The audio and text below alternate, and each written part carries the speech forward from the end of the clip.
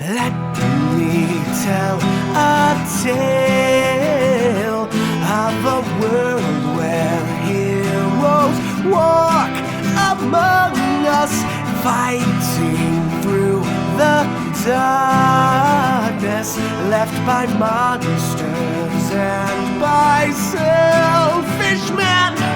A tale of glory rent asunder, sacrifice and battles lost. Our heroes know not what awaits them, and still they carry on.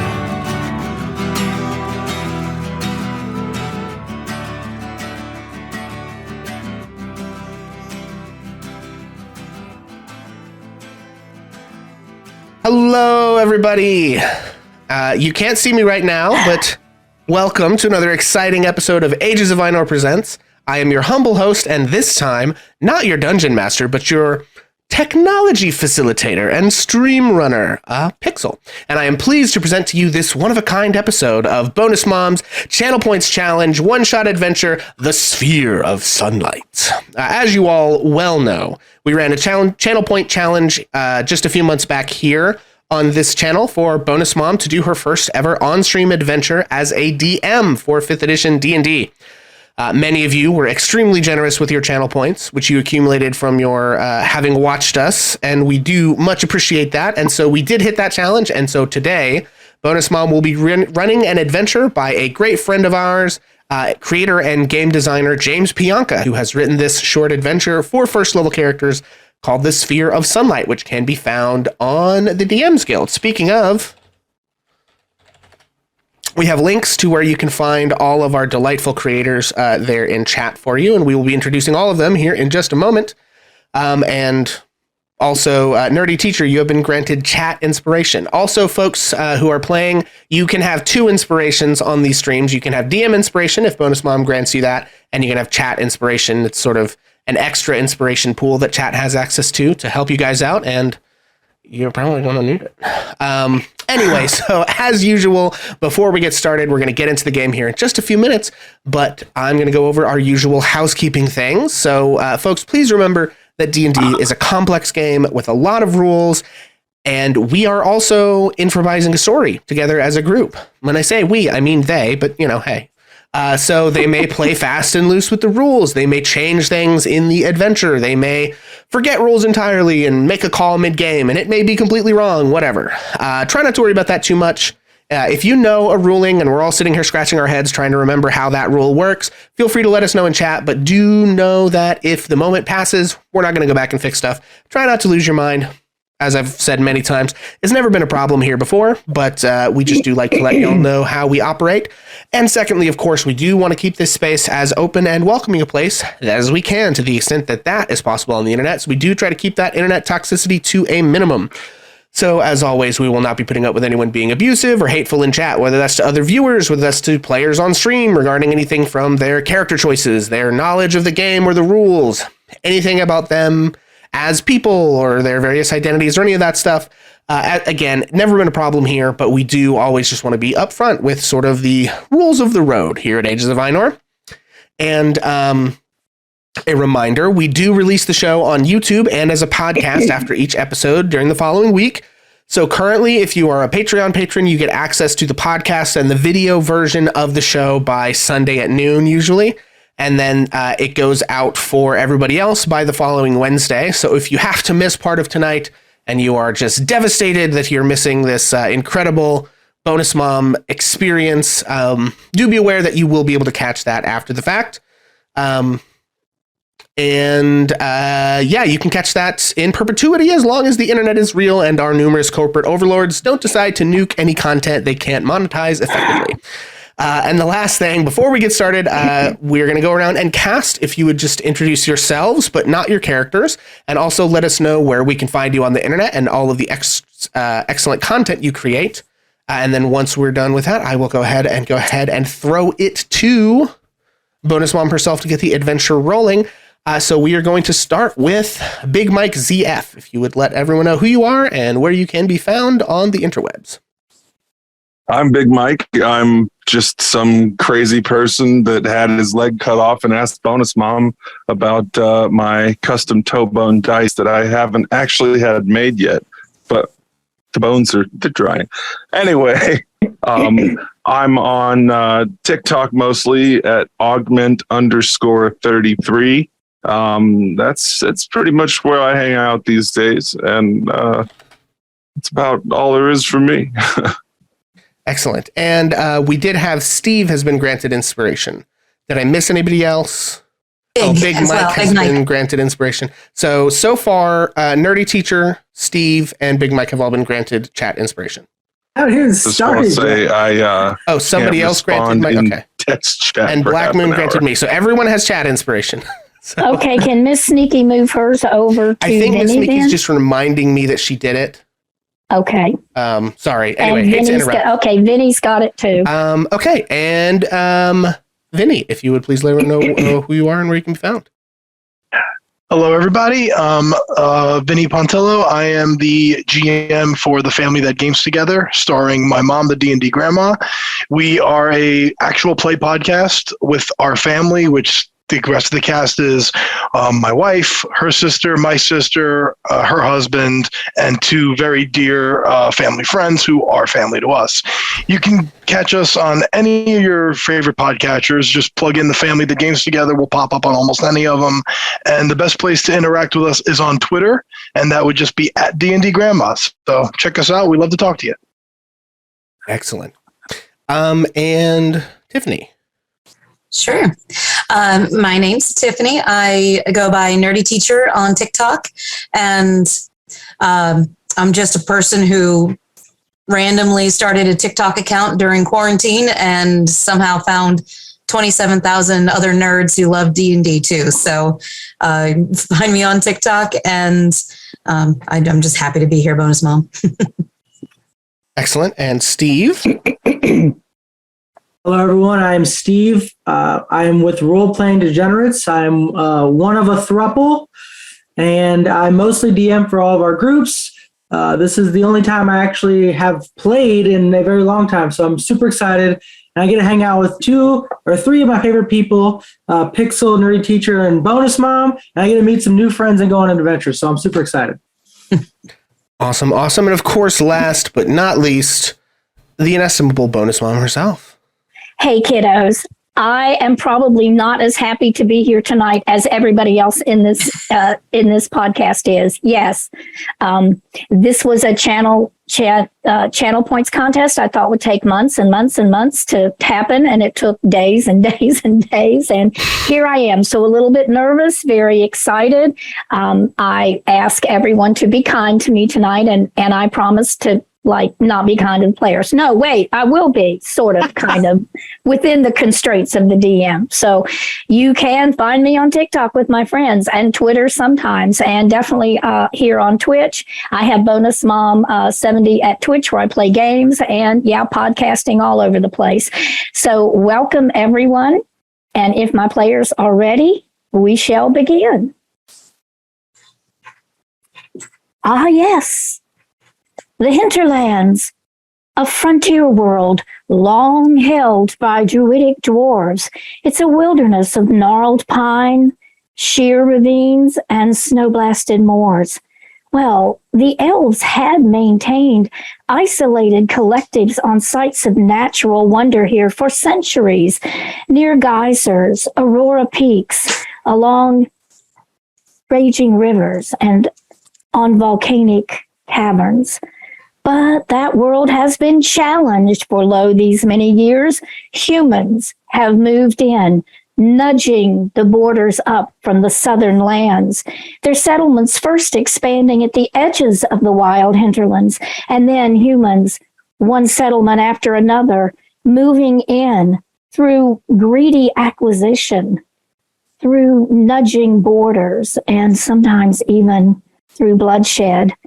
Well, there is now in this land the constant rumor of war and betrayal and misery as humans and elves face off, both having lost all patience with each other's. The human want the lands. The elves want their sacred spots kept for them. So Pinehurst is one small human village in this vast horizon. Elders preside over farmers and tradesmen. They negotiate regional tensions with some mixed interest of war and hoping to find peace. They have some interest in survival, gain, hopefully not war, but with much agenda that they want to achieve.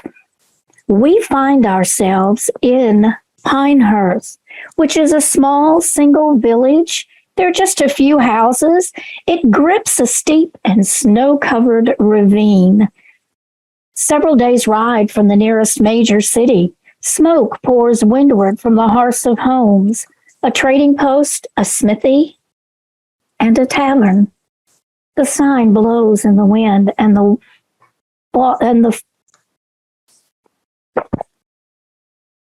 fires from the smithy roll around it. The sign says, "The Broken Branch." And we move inside this tavern in mid-afternoon on a brisk late fall afternoon. There are mostly humans there, less than half a dozen, one behind the bar. There's one middle-aged, kind of terse, grizzled-looking, heavy-set human sitting over at a table in the corner. His leg is stretched out in front of him with bandages around the knee. He's obviously been injured. The human is looking at the rest of the room, where we see that not everyone there are humans. Indeed, everyone kind of has their eye on some newcomers who have entered, a couple this morning, one this afternoon, and one just entered moments ago. Players, please introduce yourselves to us. Mike? My character's name is Jay Rue. I'm a tiefling bard, 371 years old. I've spent 350 years teaching at Bard's College. Sorry, I'm hearing my kids in the background. I'm hoping that's not coming through. I am very, very charismatic and eager to prove to everybody that I'm the best bard there's ever been. And that's who I am. What are you doing, J-Roo? Well, I was teaching at the Bard College and someone stole my golden lute. And so I went on a bender and I honestly, I don't know where I am. I just woke up here. I don't remember how I got here. The last thing I remember is an elf saying, "Here, drink this." And it must have been a great party, but I have no idea what's going on. Okay. Steve. Sitting down at a table, a large table with a human companion, you see a huge Goliath with a goatee kind of like mine and a bald head, and he has leather armor with 3 shoulder pieces ascending each other. Rest of him is pretty bare. You see he's got glasses on. They're kind of like really thin glasses. And my name is Breck, and I'll be playing the Goliath Breck today. And I imagine I'm talking with a human companion at a table. Human companion, introduce yourself. I am playing Rain, the human fighter. Rain appears to be wearing chainmail armor. She has long auburn hair that's pulled back in a braid to keep it out of her face. And most noticeably about her is, while she has a pretty face, she also has a horrendous scar on her face from the corner of her lip down towards her neck that leaves her constantly sneering. She is currently leaning back against the table, looking around the tavern, and occasionally throwing a quick back at Burke. Is it Burke or Breck? Breck. Okay, so the spelling's wrong on the token. Breck, got it. Thank you. As you all are sitting there, the door to the tavern opens and someone else walks in. Vinny, tell us about that. In walks a rather lean cut half orc. He's wearing not bulky, but like well fitted animal pelts and sleeveless leather armor with I don't know what the word is, but for like just all around leather armor. He's the sides of his head are cut very close, and the top is pulled back into a very tight, multiple knotted braid that runs down to about his shoulders. He has a scimitar sheathed on his side and a necklace around, a leather necklace around that hangs down a single wolf tooth from the necklace. He's keeping to himself, sort of just leaning along makes his way like along the wall and tries not to engage with anyone. Seems very suspicious and uncomfortable. As you're all sitting in the tavern and looking around at each other, as Cronin came through the door, you could kind of see that the afternoon sun was beginning to drift a little bit south. There's almost like a little bit of an orange tint to the light. And as the door closes behind you and you wander in, the gentleman with the wounded leg, the grizzled, middle-aged, heavy-set fellow, looks around the room.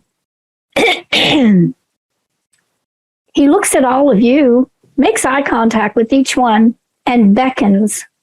And he says, I say, if you are here for an opportunity, I beg you come closer. As you see, I cannot come close to you.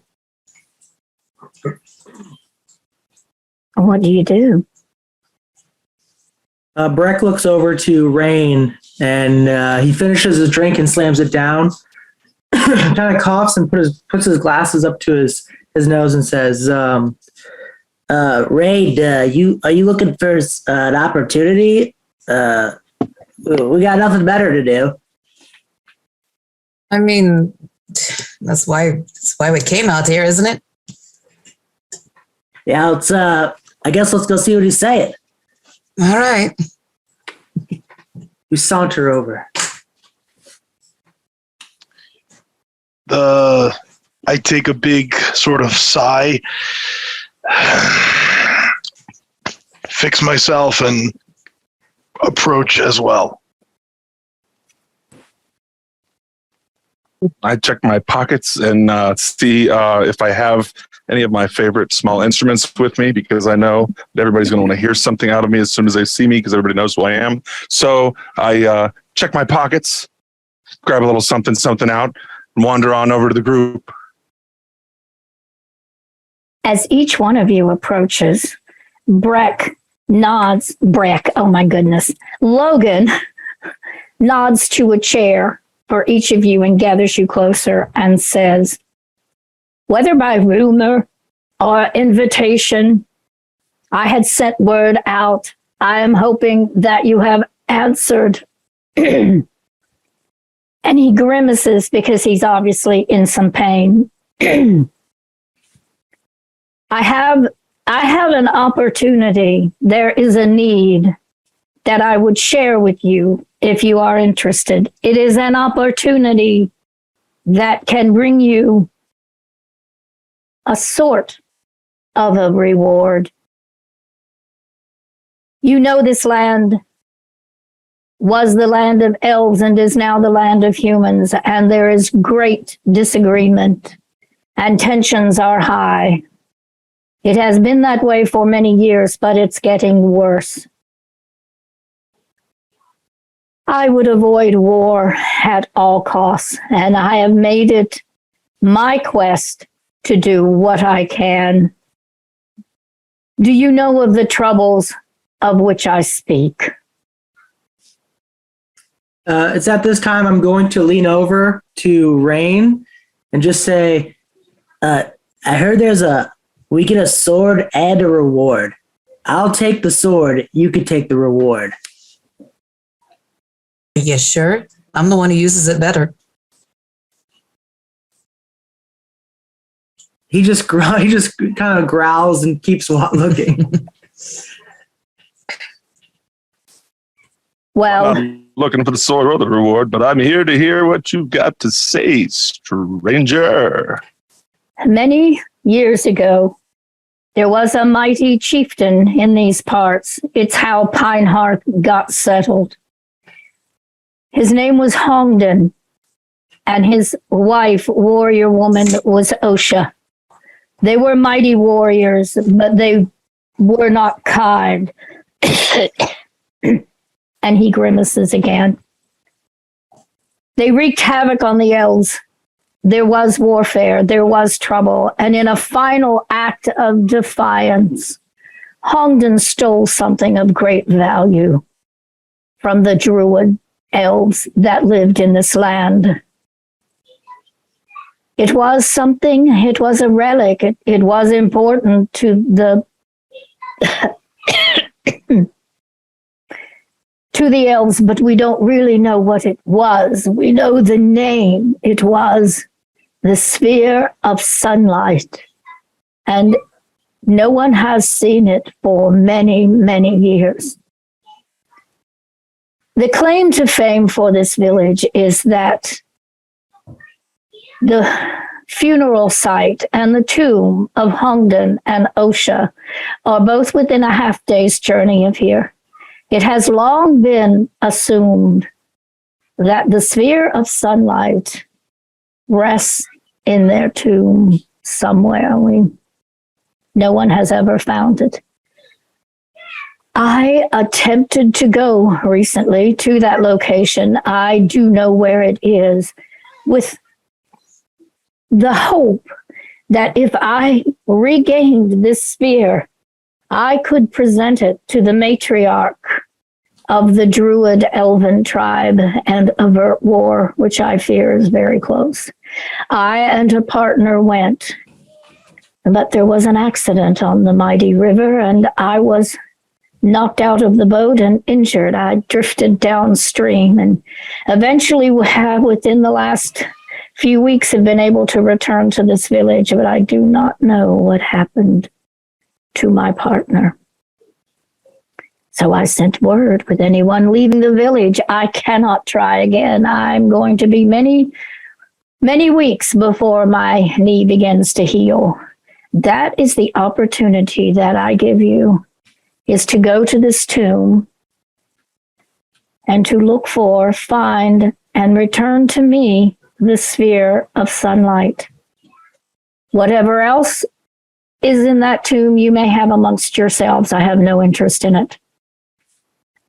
They were mighty warriors and may well have been buried with much treasure. I do not know. I offer you this opportunity to avoid war and to help keep peace. I have the supplies that can get you there and the boat that can get you down the river to the opening that leads to the tomb. You look like capable people, all of you, and I feel that you could do this. You could recover the sphere. What say you? Just one question, Breck here. What was it that attacked you, or what stopped you? And is there anything we need to know before we go on this adventure? And then he's in a sidebar with Rain, and he said, "Okay, new plan. You could have the sword, the reward. I really want this sphere of moonlight or something." Sunlight. Yes. Yep. Good, you were paying attention. All right. I am going to roll a dice, if you will just give me a minute. Uh-oh. Oh, okay. That's never good. Logan was groaning and clutching at his knee, and he did not hear that aside. But he heard the original comment. In answer to your question, this tomb is in a natural crevice and cave in the side of a limestone hillside. But it is right above. The entrance to it is probably 20 feet above the river below.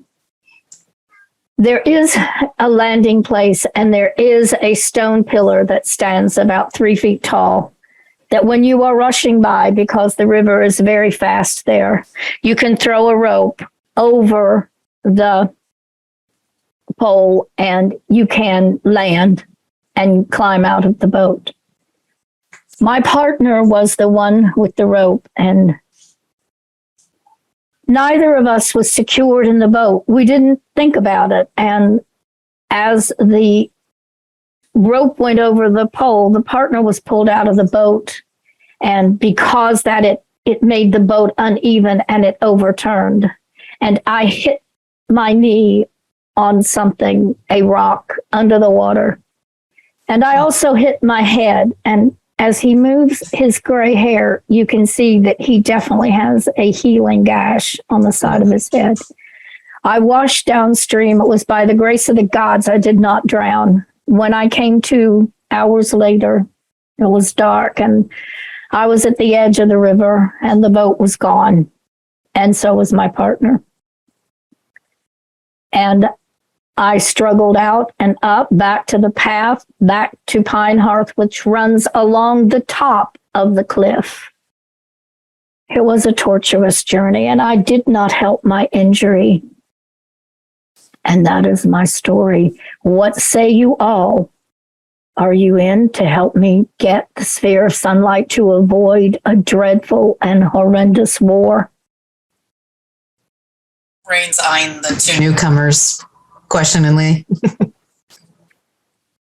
Sounds like something people would really know my name for, and that's okay by me. So I'm in. Yes, it will be a mighty chance for glory. And Logan casts his eye over toward Cronin. Cronin Wolf Brother will escort them and will keep his eye on the city dwellers. Yes, I'm in. Logan slaps his hand down on the table and says, I am more grateful than I say. I have a rope. I have climbing equipment. I even have a skiff that all four of you will fit in. I advise you to take this evening and plan. I've told you I'll take you to close to where you need to get in the river. There is a crossback down the side of the limestone cliff that's within a quarter of a mile of the post and the landing place for the tomb. However, the water is very fast there. That's where we made our mistake. We didn't plan. I can provide you with climbing tools, rope, and the boat. You have the rest of this evening if you would like to think of anything else you might need or want. I suggest you plan how you're going to get a rope around the pole. I suggest you rest. And the smithy and the trading post are open until 9 or so tonight. If you want to check for anything you don't have, I will meet you here at daybreak. It will take half a day to get to the site. I bid you thank you, and I say again, I must have the sphere of sunlight. Other than that, anything else that you find, any reward, will be yours. Plus, you will have the thanks of this village and of the matriarch of the elven tribe that lives nearby. And yes, Music Man, you will have more glory.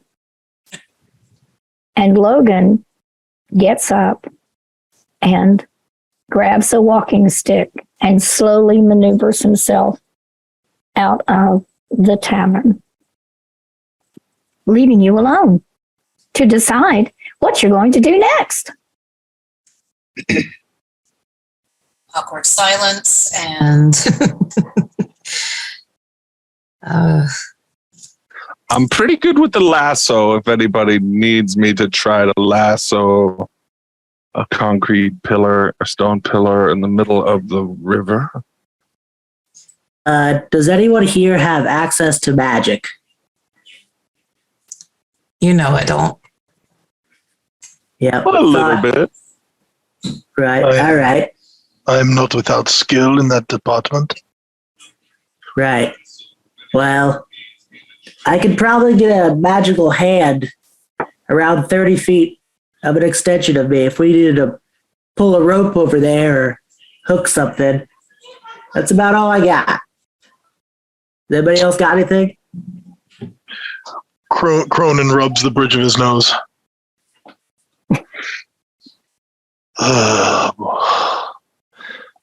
Help us. Got a better idea? No, I did not say that I did. Just, oh boy, this is going to be difficult. They warned me about the city dwellers. Okay. If I use vicious mockery, maybe it'll stick out even further and try to hit us. Yeah.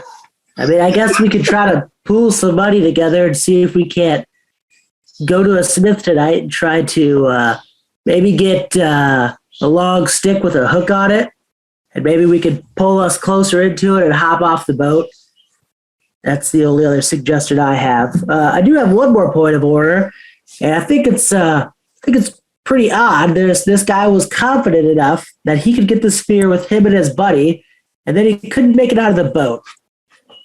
Seems a little fishy. I don't know. Maybe we should look into that after all this goes down. But just let's think about that as we're let's just keep it in the back of our minds as we move forward, I guess.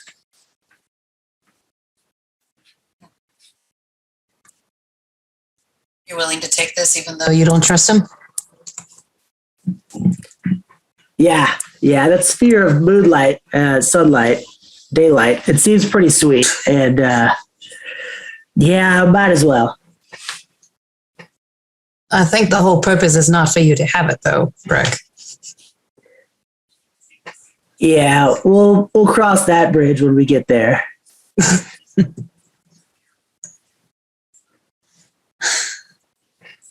What about you two? What are you good at? I am not good at cities, I can tell you that. I'm much better out there. And he points toward the forest wilderness area.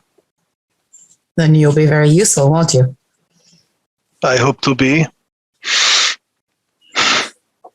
Know a few spells. I can cast some illusions and cure some wounds and things of that sort. But boy, am I a charismatic bard. I can just get the attention of everyone in the room and keep it as long as I want it. That will be very useful with a stone pillar, yes. Yes. I always find that my concert goers like to be like rocks themselves. Or is it stones? I can't remember.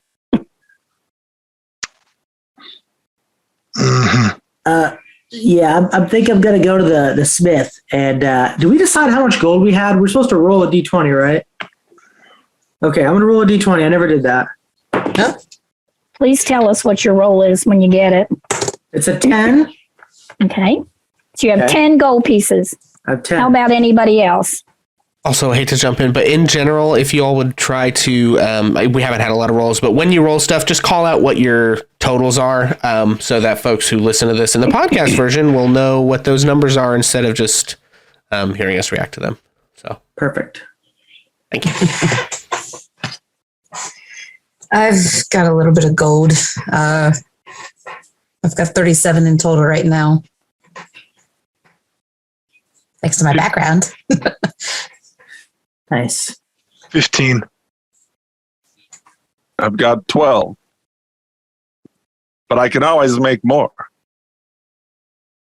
Make You can more. you can make more gold? Absolutely. All you need is a loot in a crowd. Boom. Gold everywhere. One of those. Okay. All right. All right. Ah! Sounds pretty reasonable. I'm going to head to the smith, I guess, and I'm going to try to get us a fishing pole or a hook that we could use or something that will assist us in our post problem.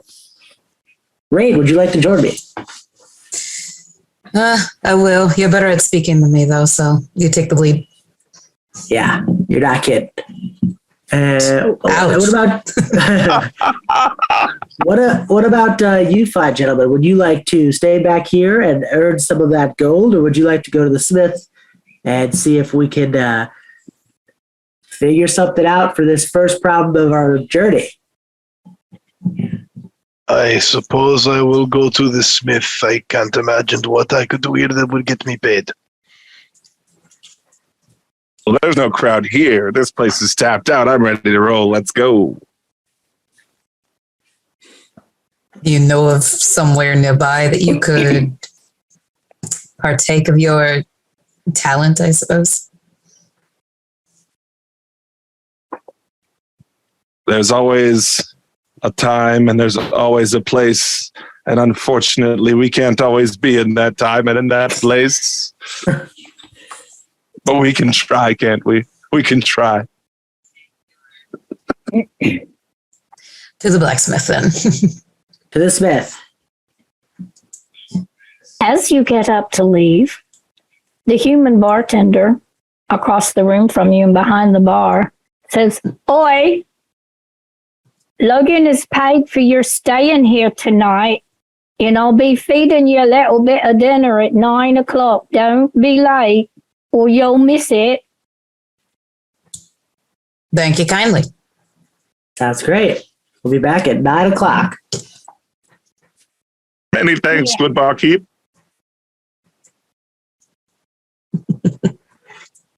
We walk out of the bar on the way to the tavern.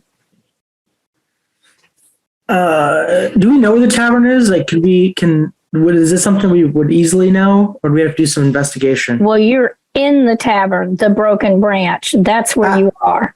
There are a few small houses around a square. There is a blacksmith, and it's open. You can see it. There's a barn. There's probably a horse or two in it, and a blacksmith. And there is an old building that basically just says trading post on it. And that's it, folks. That's all you're looking at. The blacksmith's across an open walkway area from you. Okay, I will walk across that open walkway to the blacksmith. What do I see? Do I see a blacksmith there, or do I have to knock? You do. You see a very typical blacksmith, what you would imagine. He is large and brawny and sweaty, full shock of black hair, human, young, not very old, enormous muscles, and he's pounding horseshoes that he has just, or a horseshoe that he's just gotten out of the forge. So he has a mighty hammer, and the noises you would have heard in town and the smoke that you saw, some was coming from the hearths in the surrounding houses, and there was a lot of smoke and an occasional spark coming up from the blacksmith. He's in a mighty, a huge leather apron, and he is working at his job. I'll walk up to him and say, "Excuse me, sir, large muscle, sir. How are you doing today?" Huh? I said, "How are you doing today? I'm here to ask you for your expertise and your services. Do you have a moment to talk about your car?" I'm busy. What do you want? Yeah, I very, very sorry. No nonsense. I respect that. Respect hammers in general. I was wondering if you could think about crafting something for an upcoming excursion. Me and my friends here. This is J. Rue, Cronin, and Rain. Huh? Correct. I don't know what you're saying, bud. You want something? You tell me. Right, get to the point. The man's busy. Right. I would love a 30-foot long rod with a 5-foot radius hook on it by tomorrow morning. Right, 30. How are you going to carry something that's 30 feet long? You'd be surprised, Raid. You'd be surprised. 1 foot at a time. Nope, not going there. I can't do that, and I don't want to do that. All right. Well, counter offer. What about like a fishing pole that's really strong or some sort of a grappling hook? I can make a hook. It's 2 feet long, and you put a rope on it. All right, everyone. We didn't get the log thing, but the hook sounds like we can get the hook. So The hook is helpful. all right. How much for this, the stickery? this hook? Huh?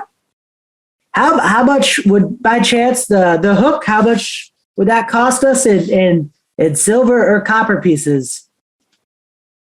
He starts to get fishy looking in his eyes. You can tell the blacksmith is thinking.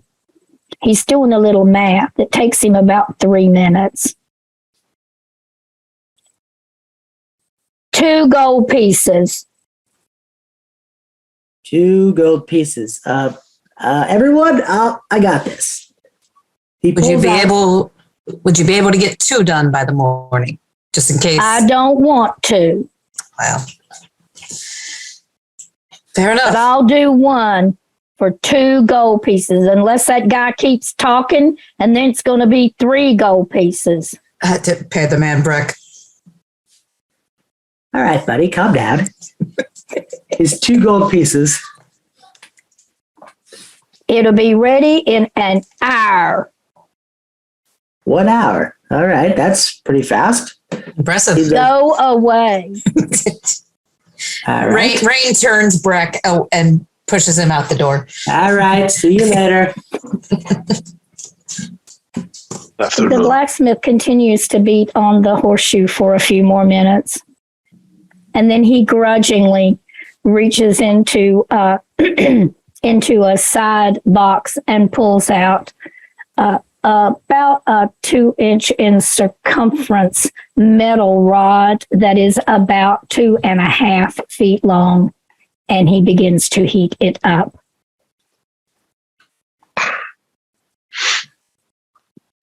Well, does everyone want to go back to the tavern and kind of hang out? Maybe you could, maybe J. Rue, you could win some gold, and we could, sing some songs, come back in an hour, get this grappling hook, and maybe learn some things at the tavern about this Logan character. Is there anywhere else in town we might find, I don't know, a stick or a lumberjack or something? There's the trade post. You could try that.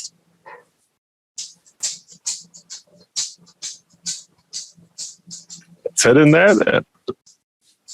Lead the way, charisma man. Everybody follows me on into the trading post. Well, go, my hey, kiddo. ducklings. Welcome. Come on in. How's everybody doing tonight? So good to see you. Welcome to the bonus trading post. Rain just slowly backs out the door. That's too much. Breck pushes her from behind, says, no. Dang it. Pushes her back in. Oh, I never get to see strangers this. Oh my goodness, aren't you a mighty fellow? She says as she looks at Cronin. Oh, I think I like the look of you, she says at J. Rue as she kind of eyes him and hopefully a musical instrument or 2 hanging off of him. Oh, welcome. What can I help you with tonight, kiddos? Ronan is dumbstruck. He has no idea what to say. Good morrow, shopkeep. I would like to pick your brain about a solution to catching a pole in the middle of a fast-moving river. We've got a hook. We may need a rope. We may need something along the lines of a pole. What you got? I have poles. I have wooden poles. You say you have a hook? Because if you don't have a hook, my son, the blacksmith next door, can help you. He is the dearest thing. Such a sweetie. He's my little Homer, and I just love him dearly. Isn't he adorable? He'll help you. He makes the world's best hooks. Yes, indeed he does. But if it's a pole you're looking for, hey, I've got your pole. Yes, I can see the resemblance. Oh, thank you. Oh, tell me, dearie. You're so adorable. Are you married? She's like Yes. suddenly flustered. He is definitely married. He's a great Homer's guy. not married either. He's still single. He's just looking for the perfect right girl. Mr. Tiefling, sir, you were talking. You needed something. Please. Well, I am a non-committal pansexual that happens to be into some big muscles, but I don't have time to slam any iron tonight. Oh, let's get back to the polls. How much are they running? Oh my, you're so clever. Well, if you want a pole that's strong enough to handle my son Homer's hook, you probably want a pretty strong pole. I have one over here. Rumor has it, and she kind of cuts her little eye over at the Goliath and says, rumor has it, it was a walking stick for a giant. You know what I mean? Nudge, nudge. I know exactly what you mean. All Yeah. right. And she gets out a pole that is probably something like 10 or 11 feet long and about 2.5 inches around. And as she tries to grab it up out of the box, the barrel that it's sitting in, she knocks a couple of things off the chair. She goes right over the top of Cronin's head. He has to duck. And she tries to hand the pole to Jeru. And possibly with a little help from Breck, she manages to hand you this pole. And she says, well, it's not very expensive at all, although it's really a wonderful piece of artwork. Why, look, they took all the bark off of it, and it's just shiny as it can be. And that'll be 1 silver piece. Yeah, this pole's going to do really good. He slaps it. Yeah, this is going to do great. We need this pole. Well, if you want it attached to your hook, all you have to do is go back to my sweet son Homer and tell him that Mama sent you, and he'll probably drill a hole in it and bind it right on there with some leather straps for you. He's so helpful. He really is, dear. I can't wait for you to meet him again. He's just really sweet and so single. What can I say? He is going to make someone a really fine husband. You wouldn't mind running over there with me to carry this, would you? It's a little heavy and everybody else needs to get back to the tavern. You can't carry the pole yourself? No, I am very weak. I am a very weak man. Oh, goodness. I think it'll be all right, Jeru. I have an idea, so let's we can go back there. He'll help us out. As I said, that'll be 1 silver piece. Oh, right, yeah. Oh. I pay her too.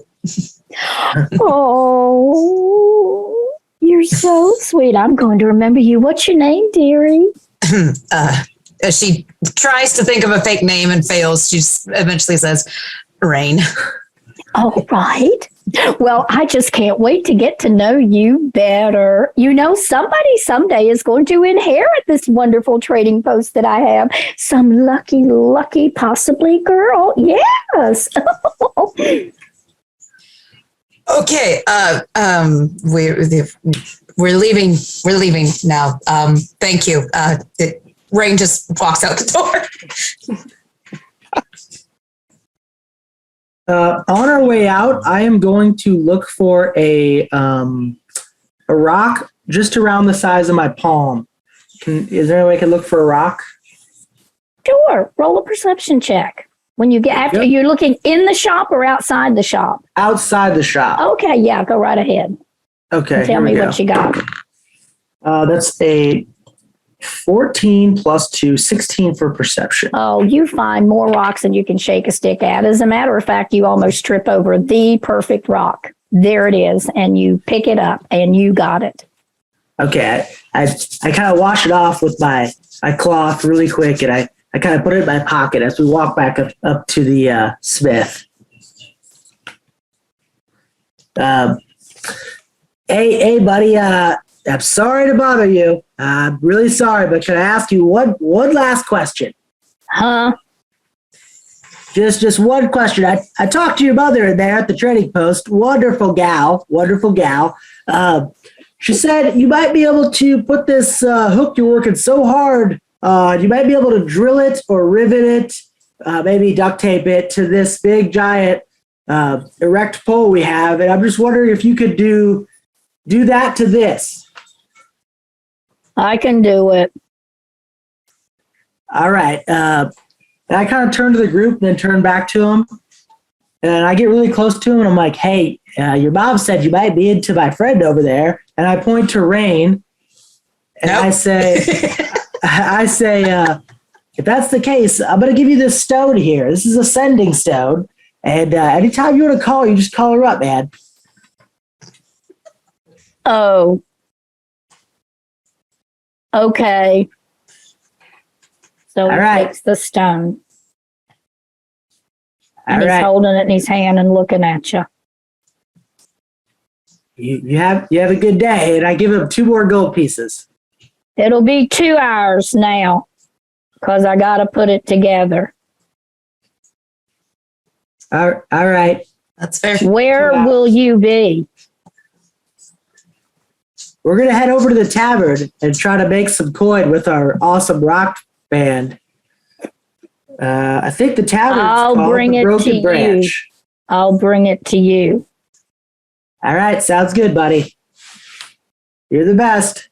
Okay, he's holding the rock, and as you all head back across the walkway towards the tavern, as you get to the door, you can hear from across the thing, and if you were to glance over your shoulder, which surely God you wouldn't, but if you would see that he's standing in the door of the smithy with the rock right here, and he says in it at the top of his lungs, "Hey, you want to marry me?"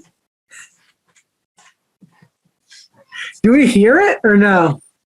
He's yelling it at the top of his lungs. I suspect you're hearing it. I feel like we're just like 20 feet away. Well, Ray, do you want to marry him? Rain yells back. Not right now. Tiefling might be interested. No. Yes. I wanted to discuss your anvil's extended warranty, but if you're No. not interested, then we can hammer it out later. He drops the stone and goes back to work and turns his back on all of you. You Maybe just, later. Geez, now I feel bad. Brack. well, you yelled back at him across the way, right? I did, yes. Don't feel bad. There are some tribes where I come from where you're already married. Oh, God. Brack, why do you do this to me? I thought it would garner us some favor. That plan backfired bad. Yeah. You might be married in some sort of weird tribe contract now. And sorry. Well, you might need to double check that hook to make sure it's not tampered with. Okay, so Yeah. you enter in the tavern. Anything else you want to have happen that evening? The hook is just going to show up later at the tavern. When you get up in the morning, it'll be there.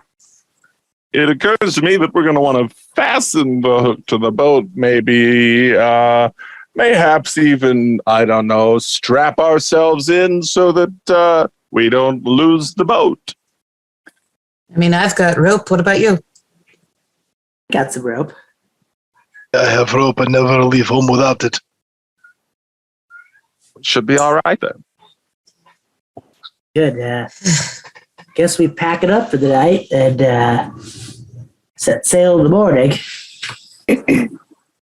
Eat whatever dinner they give us at Prepaid 9. dinner. Yes. Yeah.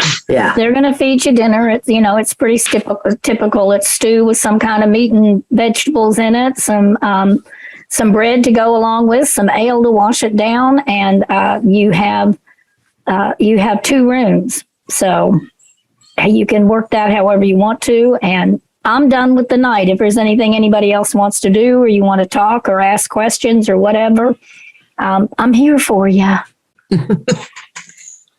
I'm gonna. I imagine I'm sleeping with Rain because we've been traveling together, Yeah, we're just used to it. and it's gonna be like that moment where everyone's like, we're both quiet for about 30 minutes, and she's about to go to sleep, and I'm just gonna say, "Hey, Rain. Oh, what? You think this guy's lying to us? This Logan guy?" She sits up and wakes herself up again. Why do you always wait until the last minute to bring up the tough questions? Yeah, that's a good point. I usually don't think about much until I'm about to fall asleep. It's kind of my process. I don't know what to believe. I just heard about this today. So if the ultimate goal is to get it to the matriarch and you don't trust Logan, then perhaps we cut out the middleman. Not so literally, Right. hopefully. Yeah, what if we, if we get this thing, and that's a big if, True. we got three options. We keep it, which is always a cool option. We give it to the humans, or we give it to the elves. I don't want to keep it at all. Who knows what this thing is? It could be cursed if you take it out of that thing. Yeah, it might be cursed, but it also might not be cursed. So think about that. It also might be a stone. About as magical as that sending stone you gave the poor blacksmith. Well, then if it is, we are duped, and this is all for naught. However, I guess let's sleep on it. Let's circle back tomorrow. Why don't we worry about it if we get it? Yeah, that's a good plan. By the way, Raid. give me that hook. I'm going to check it, make sure it's okay. I find the hook and hand it to Rain. Does it look like it's good quality and not tampered with? The guy knows his hooks. It's a fine hook. Does good work. All right. Good night, Rain. Good night, Brick.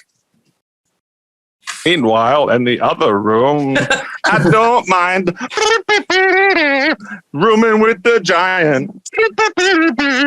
And he doesn't like when I'm sitting in here with my cousin. Can we hear this in the other room? I'm so sure Over his ears. It's Is that it? Then does everybody settle down? Yep. First thing in the morning when the light is barely up the next morning. Nobody's even awake yet. But there's a tap at Cronin and J. Ray's door.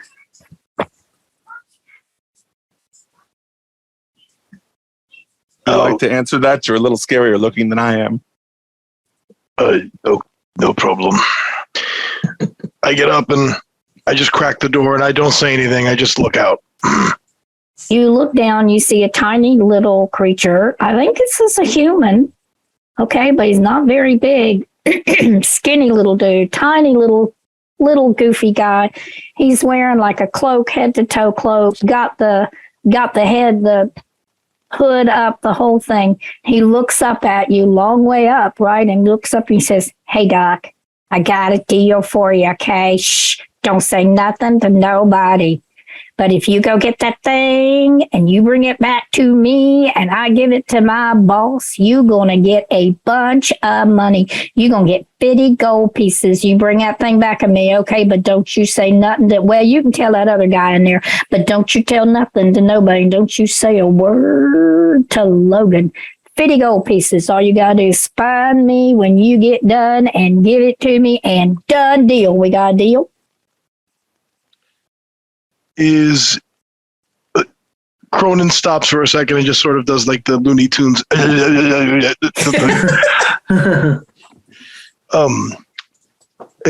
Pardon me, but I seem to have gotten lost somewhere around, I don't know, when you began speaking. But is your boss a city dweller?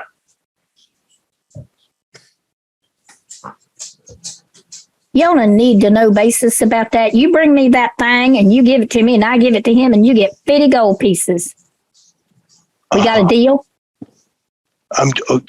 But your boss lives in like a city. He's not a woods person. He's a city dweller, correct? Have you seen any cities around here anywhere, bud? Yeah. I close the door. Seconds later, we hear at Breck and Rain's store. Oops. I thought you were shrinking down to be the short person. I knocked my camera off my computer. Rain, What? are you tickling my bed or something? What was that noise? What would I? What? You make no sense. I get up and I go and answer the door. You see the same little fella that the neighbors just saw. He says, "Hey, you find that thing? I got a deal for you. You bring it back to me. I give it to my boss. He gives you 50 gold pieces. 50 gold pieces. All you got to do is bring me that thing back that you're going after today. Don't say nothing to nobody. And don't say nothing to those guys next door because they're not friendly. We got a deal." What? 50 Who is gold it? pieces. Bring me the thing. It's a short person. Get over here. I stand up and I look and I can't see at first, and I look down. I'm like, ugh. I said Hello, short. 50 gold pieces. All you got to do is bring me the thing. That's all I got to say. Don't say anything to people next door. They're not nice. Bye. And he turns and walks off. All right, we'll take your offer into consideration. Did you understand what he was saying? I think he wanted 50 gold. He wanted to give us 50 gold pieces if we were mean to the guys in the next room, and he wanted something. Be mean to the guys next door. 50 gold pieces. I mean, That's what I caught. That's what I got. we'll see how the day goes. See how the day goes. Yeah, that was interesting. As you all journey downstairs, you find a very modest repast on the counter awaiting you. We're the only people that stayed over the night. There's cheese and bread and ale again, and Logan is waiting for you at the door. He beckons you as you're grabbing up your breakfast and headed that way, and barring anything else, unless you have something that you all want to do, he is going to start to lead you on your journey.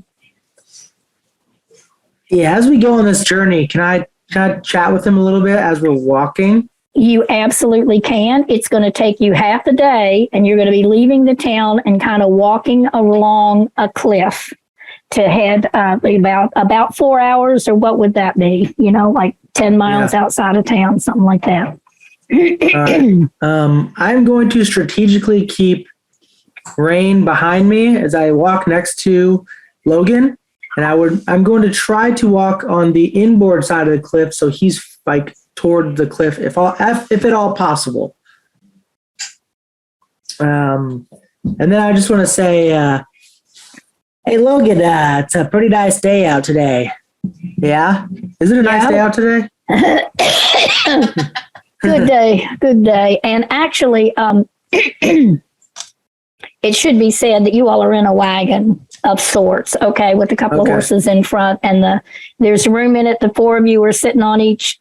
It's got like side places that you can sit, and then in the middle of the wagon are some supplies. There's rope there, there's climbing kits there, there's rappel, like the hooks that you would whatever, all that stuff is there, and a skiff that is just big enough for the four of you to sit one behind each other as you travel along. You're going along a trail that's going to gradually get a little less and less traveled, to the point of where at one point you're going to have to stop, get out of the wagon, and carry everything for about a half of a mile before you get to the stopping place. So back to where we were. Logan would be friendly. He's going to say, it's a nice day. I'll be really glad when this is over and I can rest my knee for good. You have a real chance here to do a wonderful thing, to hopefully make peace a little closer to happening. Yeah. I've torn my ACL once or twice, so I get you on the knee pain thing. Just wonder, out of curiosity, can you tell me how'd you hit your head again? How'd that happen? I didn't really know at the time because I got knocked in the water from the boat. My partner threw the rope and it went around the pole. And because she wasn't tied in, she went out of the boat, which tipped it. And I went under it and I hit my knee. I know I hit my knee. I felt that it was against a rock outcropping under the water.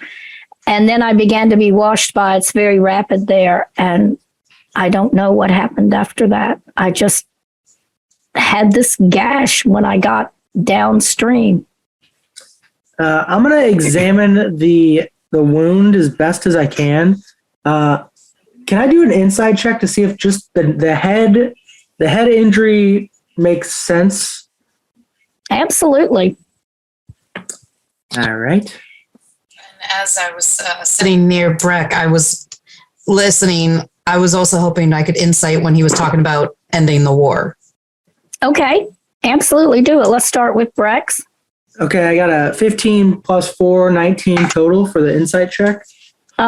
You've been hit in the head a lot of times in your life because you spar, and you fight, and you know what it looks like. It's if a rock would hit you and cause an injury in your head, and that's exactly what this looks like. It also looks like it's probably 2.5, 3 weeks old, and it is healing.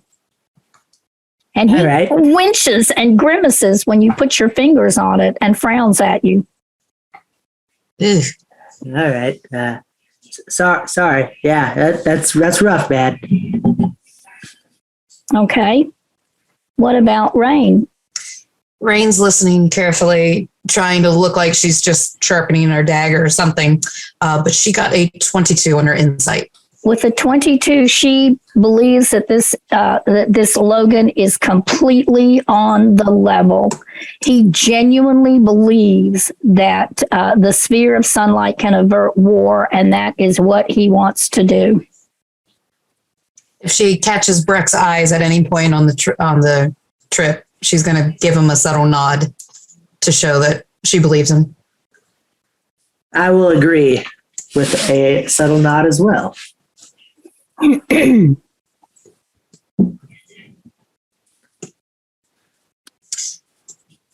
Anything from anyone else? As you're traveling along and you've opened up this conversation, then Logan would most likely share a few things with you. He would tell you that Hongdon was a mighty warrior and chieftain, but that he was brutal, and because of that, and his wife was probably more brutal than he was, the way that they came into this area and fought and took over and claimed for themselves any of the riches or resources around there, that's where the major enmity between the humans and the elves escalated. That as long as the humans were just moving in around the edges of the hinterlands, and having their farms and whatever, it wasn't too bad. It's when Hongdon came in there and started really taking over and stealing what resources he could find. And then when he took the artifact, that was the, if that is true, and Logan doesn't actually know if that part of this is true. The whole thing about the sphere of sunlight is a thing that it's a legend. It probably all happened 100 years ago and it's a legend, but he believes that. And he's therefore hoping, he has not approached the elves, but he's hoping if he gives them this relic that will avert war and will calm them down. And he would probably share all that with you just going down the path. As we are traveling on the cart, Rain will speak up to Cronin and just start conversation. You, Cronin, right? You're quiet. You doing all right? I'm not much of a conversationalist. My best friends where I come from are all the animals around our tribes. I'm not one much for conversation with people, but I appreciate you asking me. Just making sure you're okay. You had the room with that one all night, and I could hear him from our room, so just making sure you're okay. Once you've had to unroll a bedroll next to stampeding horses, a bard with a musical instrument provides no distraction whatsoever. Fair enough. I thought I heard a kazoo in there. J. Roo, were you rocking a kazoo? I don't remember. I may have had several ales at dinner. I know that I have played a kazoo. I can neither confirm nor deny that I played one last night. I look like deeply in his eyes and I say, "Don't be ashamed, man. You rock that kazoo. You rock that kazoo." Of course I do. I didn't teach at the Bard's College for 350 years for a simple kazoo to be a problem for me. 350, my goodness. So, are we supposed to know who you are? Because I've never heard of you before. Now, everybody says that, but I taught so long at the Bard's College that I guarantee 4 of the last 5 songs you heard in any tavern on this continent were songs that I wrote in that college, and those bards have taken out, and they haven't given me credit. So, Name one. have you heard of me? Maybe. Do you know you've heard of me? No. Fair. Oh, yeah. You're telling me you never heard of Ja Roo Kazoo? I've heard of him. It's true. Wandering kazoo players often make money. Rain is regretting life choices right now. Enough kazoo, onward. Eventually, the wagon comes to a halt.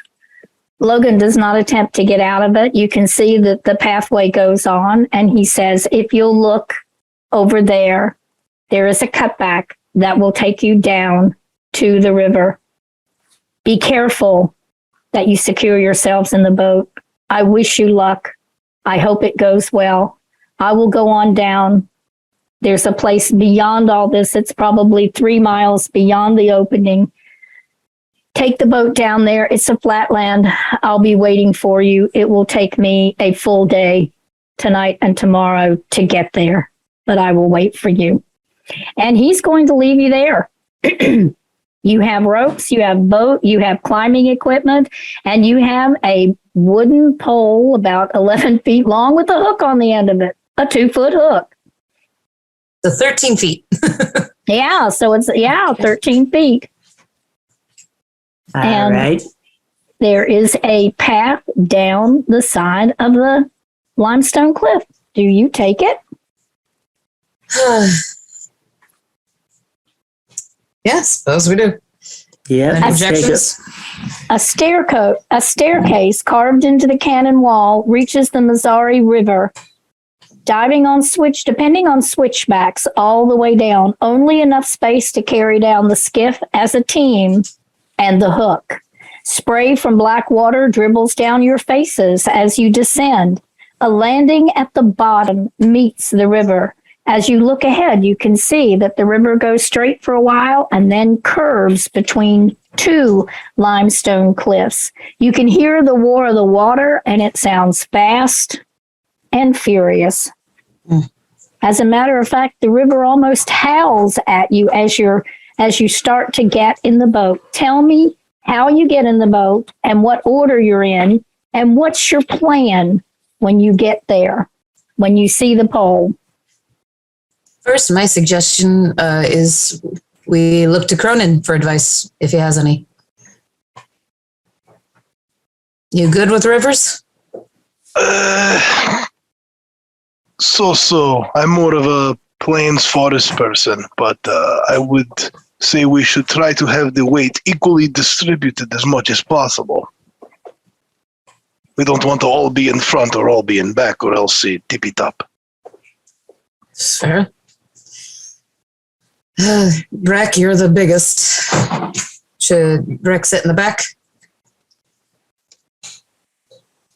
And then maybe all in the front. All right. That might be correct. I'll sit on the back, and I'm gonna be very perceptive of what's going on in the bank and the water. So I'm keeping an eye out because I'm feeling a little not safe on this. So what's the game plan for the post? Are we gonna try to the three of you are gonna try to hold the pole and catch us? Or what are we doing here? Or should you guys take the pole and try to catch us? I can use my magical hand and a rope and try to, maybe for a safety backup, I'll be the backup and try to wrap it around with my mage hand if you guys miss it. I don't know. That doesn't sound like a bad idea. I'm not sure what else would work. Either I have I don't no do a lot of alternates. cooking. Wait, now both of you went at once and I missed it. What did Big Mike say? I don't do a lot of hooking, so maybe somebody else would know better than I do. Okay. I have no alternate suggestion. I will support whatever the plan is we decide to go forward with.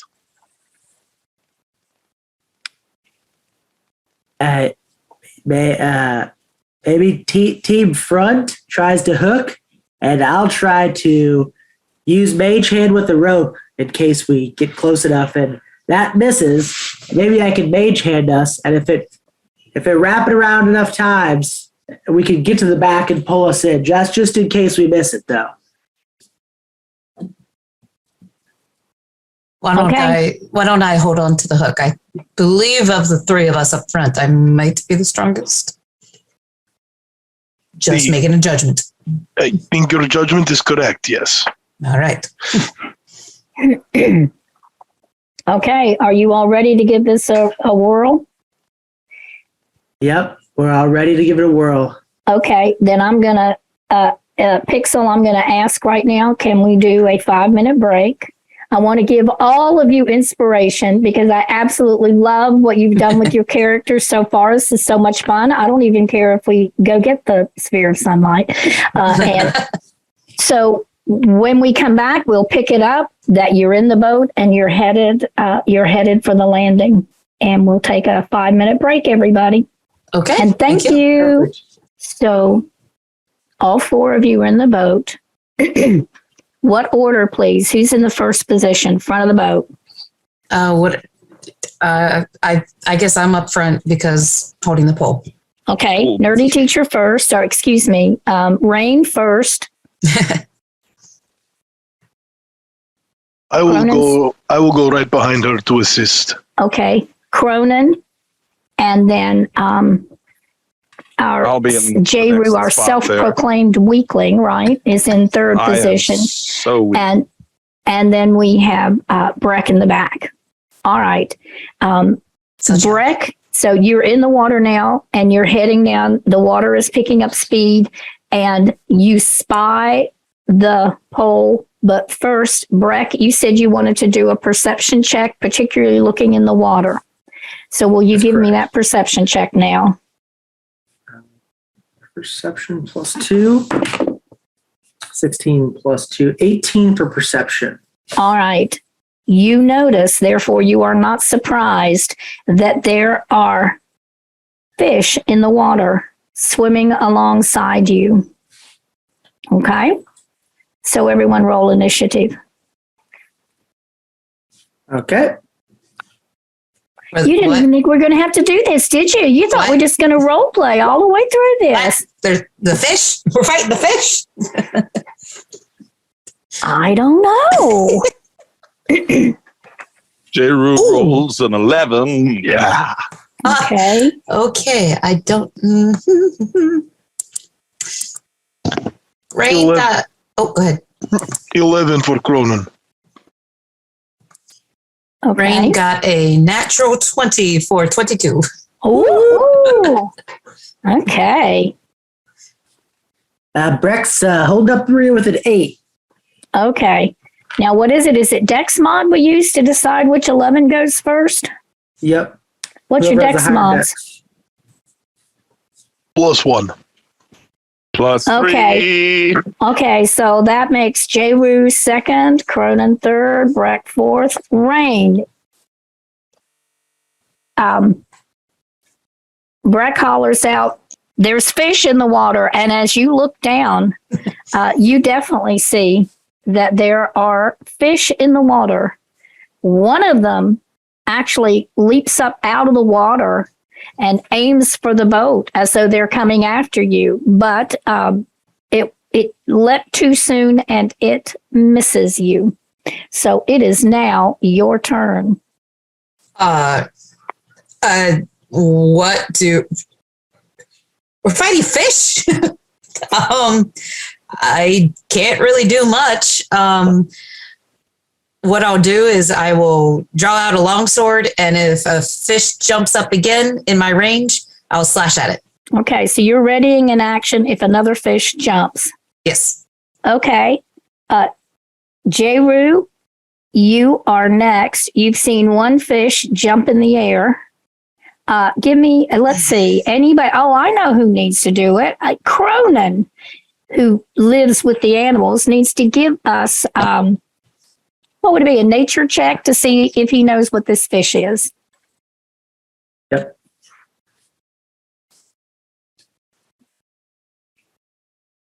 That is not great. That is a 7.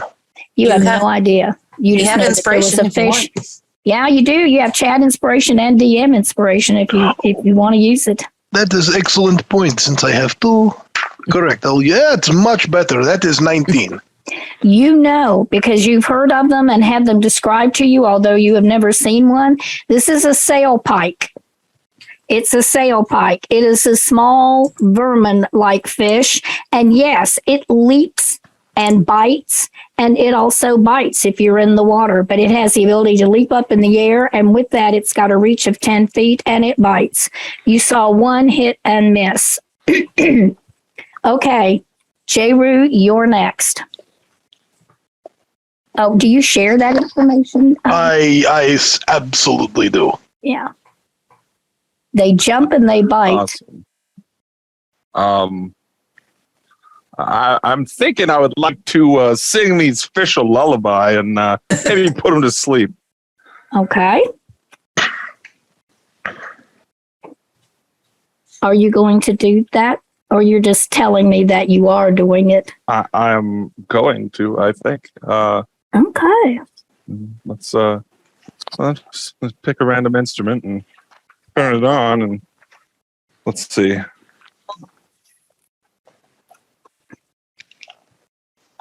Kazoo.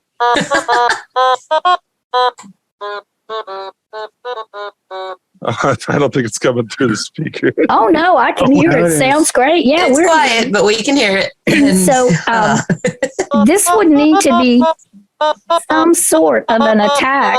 So I know I'm if it works. casting I would like to cast the sleep spell on them with my song. Okay, you're casting a sleep spell. And tell me how a sleep spell works. Describe it to me, please. Spell sends creatures into a magical slumber. Roll 5d8.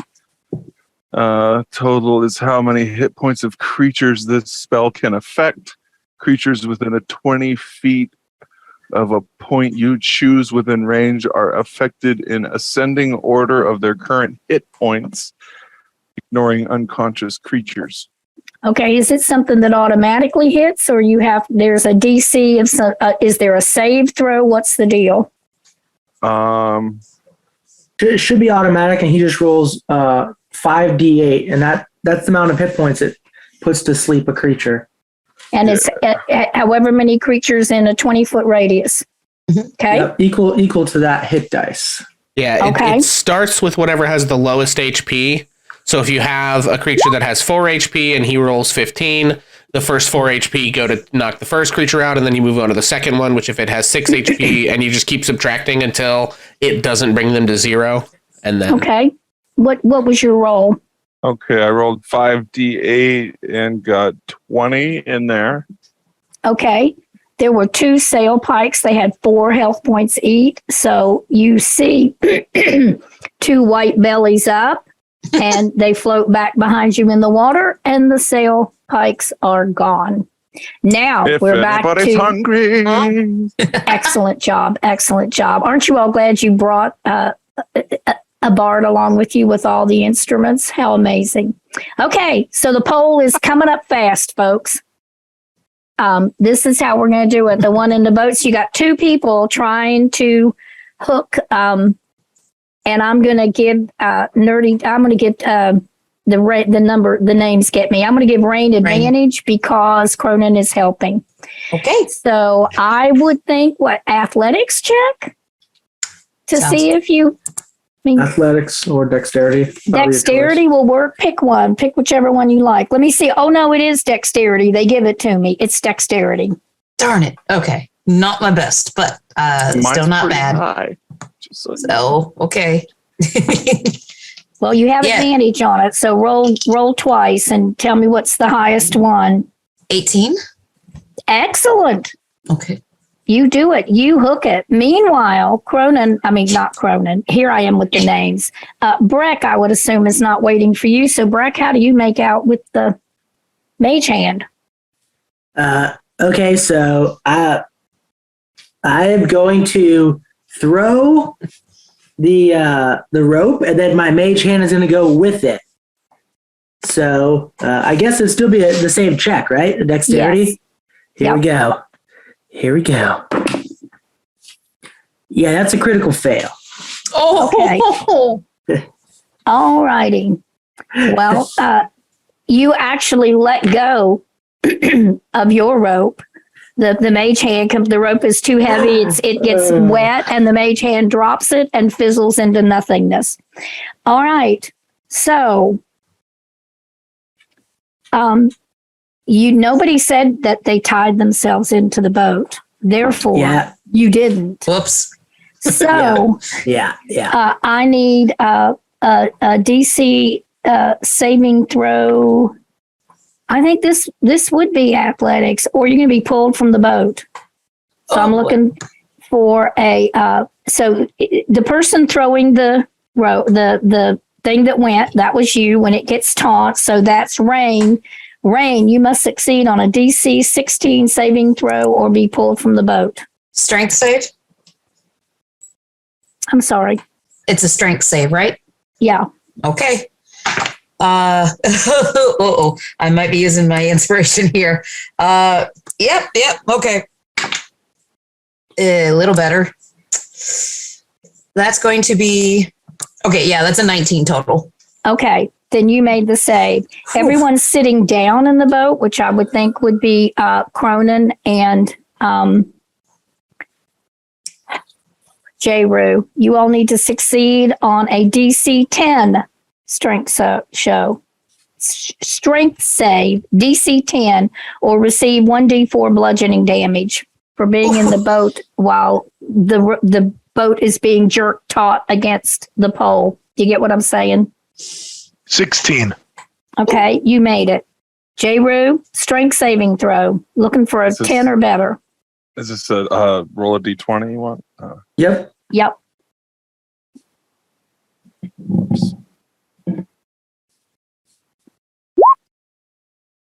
Oh!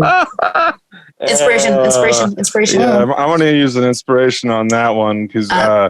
that's just For the podcast's sake, he rolled a 4. Thank you. yeah, for Thank the you. podcast's sake, he rolled a 4 and his mod is -2. So all right. Oh, and so we the got second a 13 the second time. And you thank you for that minus 2. inspiration. -2, so that's 11, which is 10 or better. Hey, now. Okay.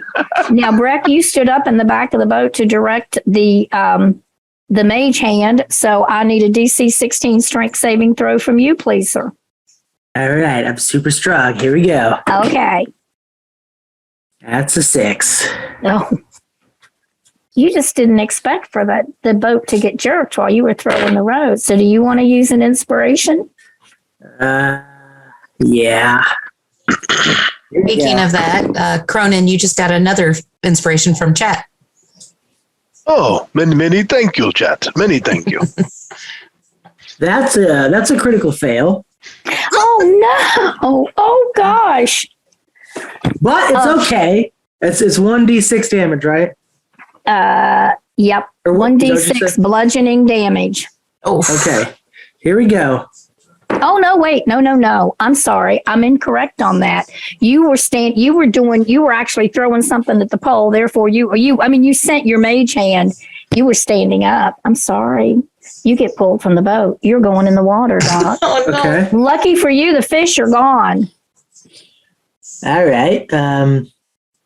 Okay, so what I need from you next, if you go in the boat while Rain and Cronin are desperately pulling the boat up to the pole in order to get out of the thing, you're going to see if you can grasp anything along the way to stop your forward movement. All right, Susan. I would think that's another strength saving throw. Yep. Okay. Here it goes. That's a solid 10. Okay. You managed to get yourself stopped. You were holding on to something. And you're about 10 feet down the river from everybody else. Okay. What is everybody else doing? And do they know he's gone in the water? If you want to know that, I need perception checks. Yeah, I'm going to roll that. Okay. Ooh, not bad. That's going to be an 18 to see it. Okay. You absolutely see that he's in the water and he's floated ahead of you and he's like, he's 12, 15 feet down the way and has grabbed onto something. I shove the pole into Cronin and J-Rue's hand and try to throw rope to Breck. Okay. Oh, gosh. I want the roll for that. I'm thinking just maybe a straight, dexterity. What do we like for that? Athletics? You can do either. Either one. You rolled a nat 1? Oh, no, I said either one. Sorry. Yeah, whatever is your better one, go for it. You're trying to throw a rope. I roll in that one and fall in with it. No. No, God, no, please. Do you happen to mention to him that you're throwing the rope or you're just hoping it'll be a lovely surprise? I think she would at least shout his name to get his attention. Okay. If it's an athletics check, then that's going to be a total of 24. Oh, yeah, no problem. The only problem he has is you throw it right over his head, and as it starts to tighten, he's got to get his hands underneath it or it's going around his neck. Oh, jeez. Okay. Here we go. Is that a dexterity as well? Sure. Okay, so it's 12 plus my dex modifier, which is It's enough. 1. Sorry, Yeah. 11. It's Or 12, enough. Anything 13. okay. So you do it, and she is dragging you back up the river, and with that mighty 20-something, it's a done deal. You've got the boat. You're at the landing. You're around the pole. You can secure the boat so it doesn't float away, and you have landed. I pull Breck up. Come on, big guy. So do you have the part of the map that shows the alcoves? Or did you just go for the inside thing? No, I did not go for the alcoves. Okay, then I'm just going to lead you through this and we're going to get to a map here in a minute. Tie up and dismount the boat. Yeah, perfect. Do you do that to music or you just... Okay. No, I'm always dancing to the beat of my own drum. All right. I love it. Limestone stairs protrude from the cannon like old ribs, the stone between hewn away by human pioneers. Against the wall, 2 alcoves precede a natural fissure, each appearing to contain a bust of the deceased. Black water courses down the river. Brack is soaking wet and shaking off the excess water. So you've come to the first alcove. Do you look into it to see what's there, or you just head on by? Definitely want to check that out. You find a sculpture of a warrior woman. There was no DC for this. Chin lifted in pride. Through river moss, you make out austere cheekbones and fur-decorated pauldrons, and pauldrons are big epaulets. In the common tongue, an inscription reads, Osha the Wolf Daughter, wielder of Meadow Claw. You pass on by and you come to the second alcove. Do you peer in? Yes. A second bust. Right? Oh, excuse me. What now? Osha was the wife, yeah. Osha. It's Osha, the wolf daughter. And she wields, as in uses, as in a weapon, Meadow Claw. That's what the inscription says. Cronin? A second any bust. Yes, I was going to ask, can I, what can I roll? Like, Cronin would definitely react internally to the name Wolf Daughter. So, Okay. like, I don't know if it would be religion, history, whatever, but can I roll something to see if I know what that references? You can, and I think given that the history of the area, that it would be a history check to see what you know about Osha, the wolf daughter. Copy that.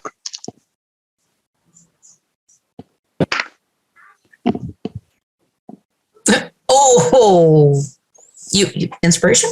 You've never heard of this, but you bet that she was really fun to hang out with if she was the daughter of wolves.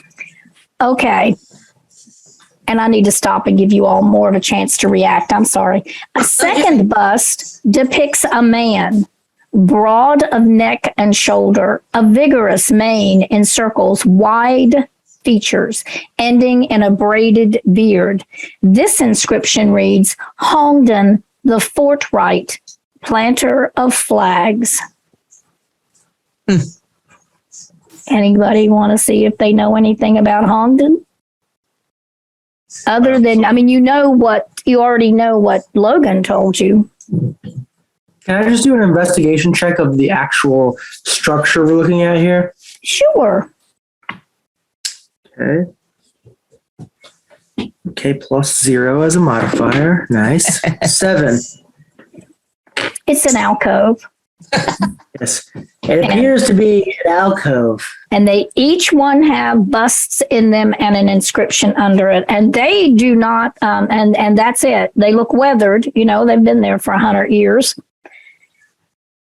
Past the alcoves, the pathway heads up a bit and looks like it enters a fissure in the limestone wall.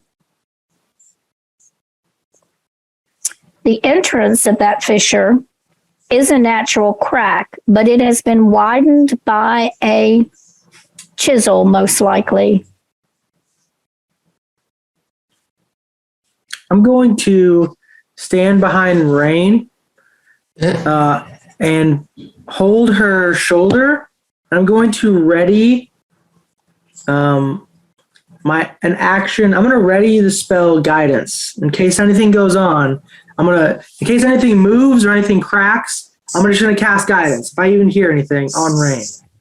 On Rain. Okay. Now, I knew what lineup you were in the boat. Now I know you're standing behind Rain. Where is everyone else? What's the order? You're at the second alcove. You're looking ahead to an opening in the rock. I need to know first, second, third, and fourth. Basically, I need to know first, but we might as well get it all done. I guess I'll be third right behind Brick. Okay. Is Rain going to be first again? And J-Roo is going to be fourth. Yeah. Is it just enough room for one? Is it? Just enough room for one person, or can two people stand side by side? No, at this point, it's one after the other. It's this narrow little path. The river is right below you. It's almost like there's steps that have been carved out of limestone, and they are probably wet, and they're pretty weathered. So yeah, Rain will be up front and she'll just look back at Breck and go, I'm not much of a shield for you. You're 2 feet taller than me. I better cast a spell if you see anything weird, all right? What's the visibility in here? Is it dark in here? Well, you're still outside at this point, and you're looking at the fissure, the opening, and I would like a perception check from Rain, who is in front. Do I have light inside the fissure? Because I'm a human. Well, you're not in there yet. You're outside. That's a very lovely natural one. What is it with you all in the nat ones? This is just crazy. It's Okay. like the fourth one tonight so far. Yeah. It's the DM curse. You, as you stand there and look at this fissure, deciding whether you actually want to go in there or not, you see some really neat drawings around it and carvings. Okay. Like somebody has not only chiseled, but they have made some really neat drawings that just, wow, you think that must have been a talented person, and that's all you notice. There was an artist here. Looks okay. Are you ready? Ready. Right. Then we go in. Okay. The canyon's roar fades as you enter the fissure. With a sliver of winter sun following you, you find yourselves in a cavern antechamber, 8 or so feet in diameter, with a dome-like ceiling. So at this point, there is some light. To your right, there is an eroded ledge, and it plummets into darkness, with cave walls visible beyond. So you can see to the right, there's a drop-off and a castle and a cave wall beyond it. To your left is an unadorned statue of a human figure standing in front of a tunnel passage leading down into a cave. And that statue is standing with its hands open like this. So on one side, a drop off, and the other side, there is a statue with their hands open. All right. I need a perception check, and I'll take one for anybody that wants to give it to me. Worked so well And last time. this has to do with what you see in this area. 7. 7 total. What? 10. Okay, I got 7. I got 10. 18. 9. 18. Jeez. And Mike got 9. 9. All right. Rain, who is probably still in front, notices that the light shines off. I think they call them pythons, right? Is that what they are? Over at the edge of the stripe drop off, you can see where there's a metal stake sticking up from the edge of this drop off, and the winter, fall, late fall light catches it and it shines. I push Rain to the side, like gently, and I kind of get close to the edge there, and She grabs him just carefully, just in case. I got it, but I appreciate it. And You fell off the boat. That's a very good point. I think I was just testing the coldness of the water for everyone else, though.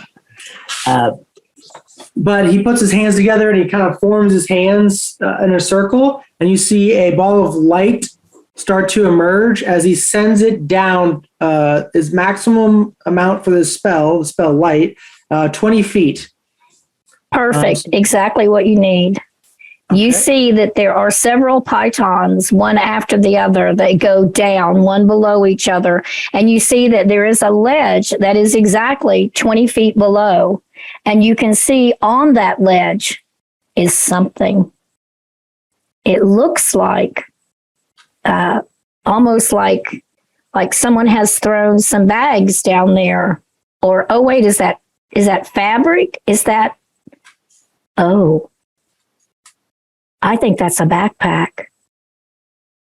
and shoes.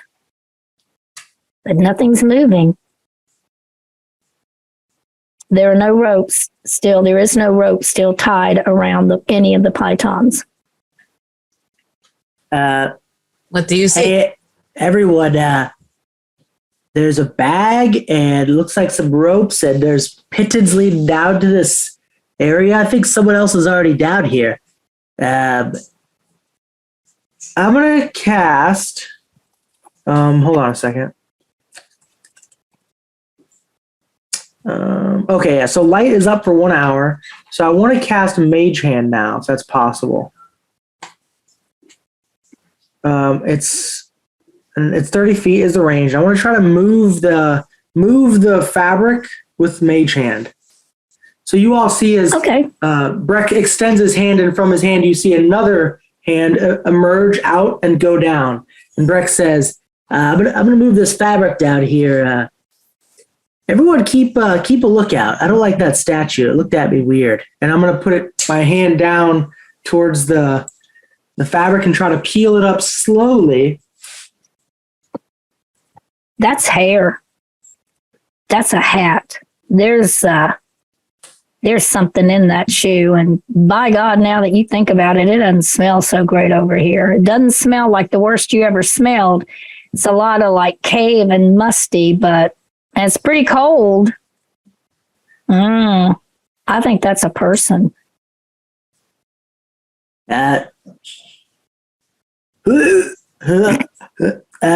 Everyone, I think we got a dead body down here. I think this is Logan's friend. I don't know what's going on. There's a dead body down here. Oh boy. Survived and made it all the way here just to die on the ledge.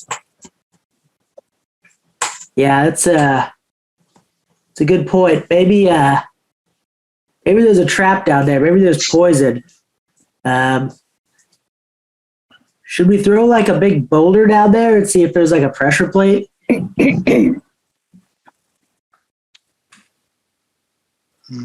Yeah, absolutely. Throw a boulder. It'll be fun.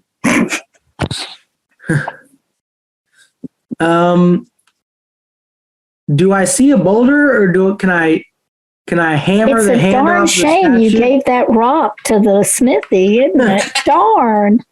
Calling Yes, for that of rock course. about now. There's rocks and pebbles and things all over the place. It's a cave. Right. I'm going to go up to the nearest maybe 50-pound boulder. I'm going to lean down, make my back straight, lift with my legs, move it over, and I'm just going to drop it down. What happens? I'm just trying to decide. I don't know. You think you can throw that boulder and not go with it? What's your strength? That's a good point. I mean, I am a Goliath, but Brain's that been is a holding very him. good point. It's a +3, 16 total. Do you want me to do a strength check? Yeah, I think I do. That's so incredible that you're going to throw 50 pounds down a hole. All right, here we go. Since I was holding him, does he get advantage? I don't know. Let's see what he rolls. I'm Okay, trying to fair. decide how I feel about this. No, you're holding him. I'll give him advantage. 14 plus 3. That's a total of 17 for Brett. Okay. It's your lucky day, Breck. You do not go down that hole with the boulder. The boulder goes down, hits the ledge, probably knocks things around a little bit, bounces off and keeps going, and you hear a splash. Oh, All right. My old arch nemesis, water. God. There's water down there. Does anybody have an anti-water spell? Sadly, I do not. All right.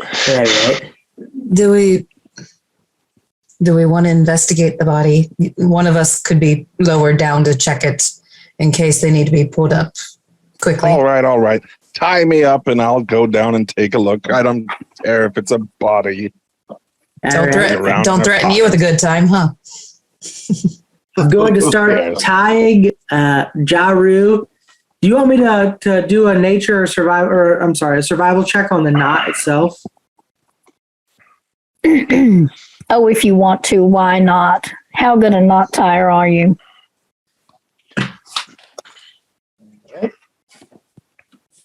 Yeah, I'm not worried about dead bodies. I got part of one in my living room.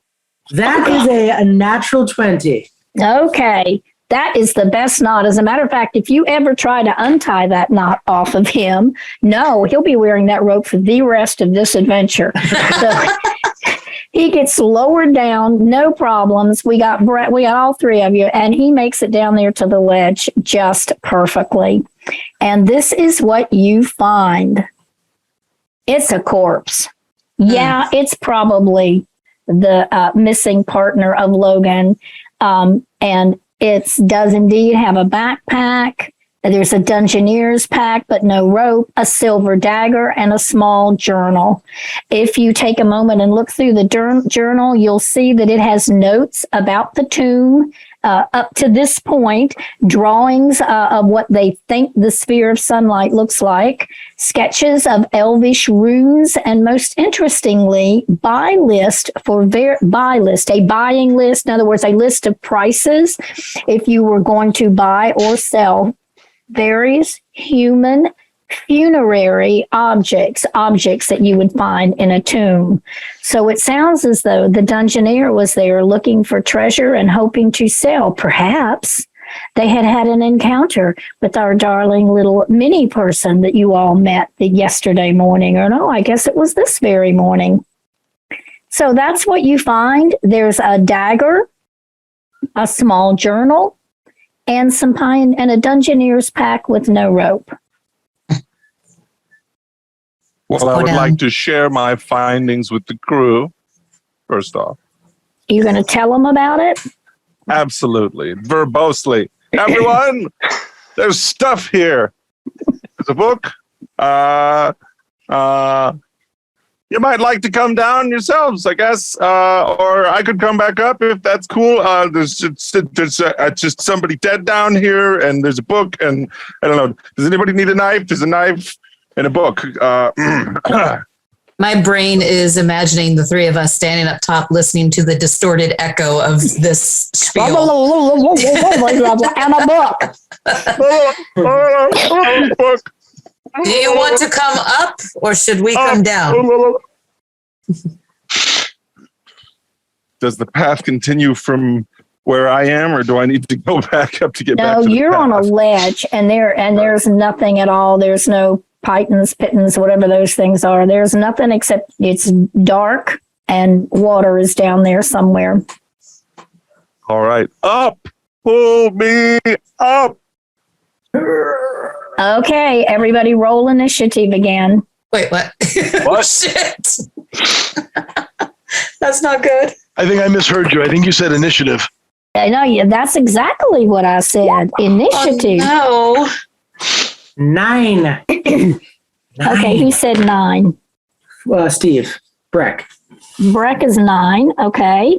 no. Rain 17. got. Oh, Sorry. you're fine. We both spoke at the same time.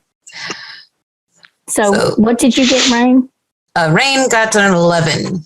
Okay. And Cronin got 17. And Cronin got 17. Okay.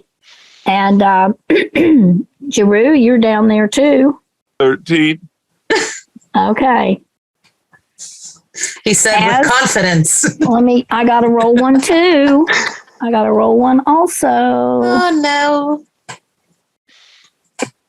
It was attracted to the boulder. Okay. All righty. As you start to pull him up, suddenly he feels something. He feels something furry and maybe even squishy and not pleasant. That's a centipede. That's a ruptured centipede coming after you as you climb. And Cronin, you're up.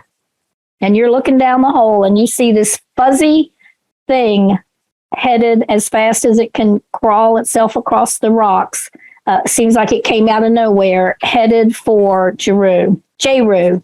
How do you pronounce your name? Jeru. Jeru. How far away is the centipede from me? You all are 20 feet above. Excellent. I would like to cast Thorn Whip.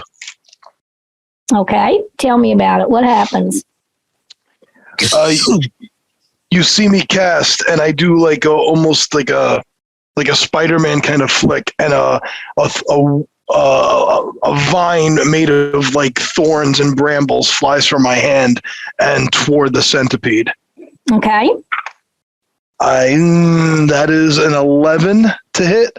No, I'm sorry. It misses. Okay.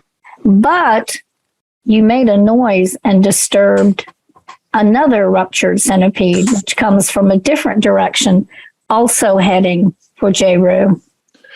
How do you city dwellers say, out of frying the pan into the fire? Something like that, yes. That's what's happening down there. Jeru, you are next, and the one centipede is within melee range of you, and the other one is about 15 feet away. You caught the movement out of the corner of your eye, and it's coming like it's coming like from the side, the other side toward you. So you have one right at you and one about 10 feet away, 10, 15 feet away. I would like to use Thunder Wave by way of my own loud voice and bark at them. Hey, you guys stop! What is the circumference or radius or whatever on Thunder Wave? A wave of thunderous force sweeps out from me. Doesn't mop out, it sweeps out. Keep that in mind. Each creature in a 15-foot cube must make a Constitution saving throw. Okay, that On a will failed be save. It's 2d8 damage, and it's pushed 10 feet away. okay. Give me a minute. I got to roll some dice.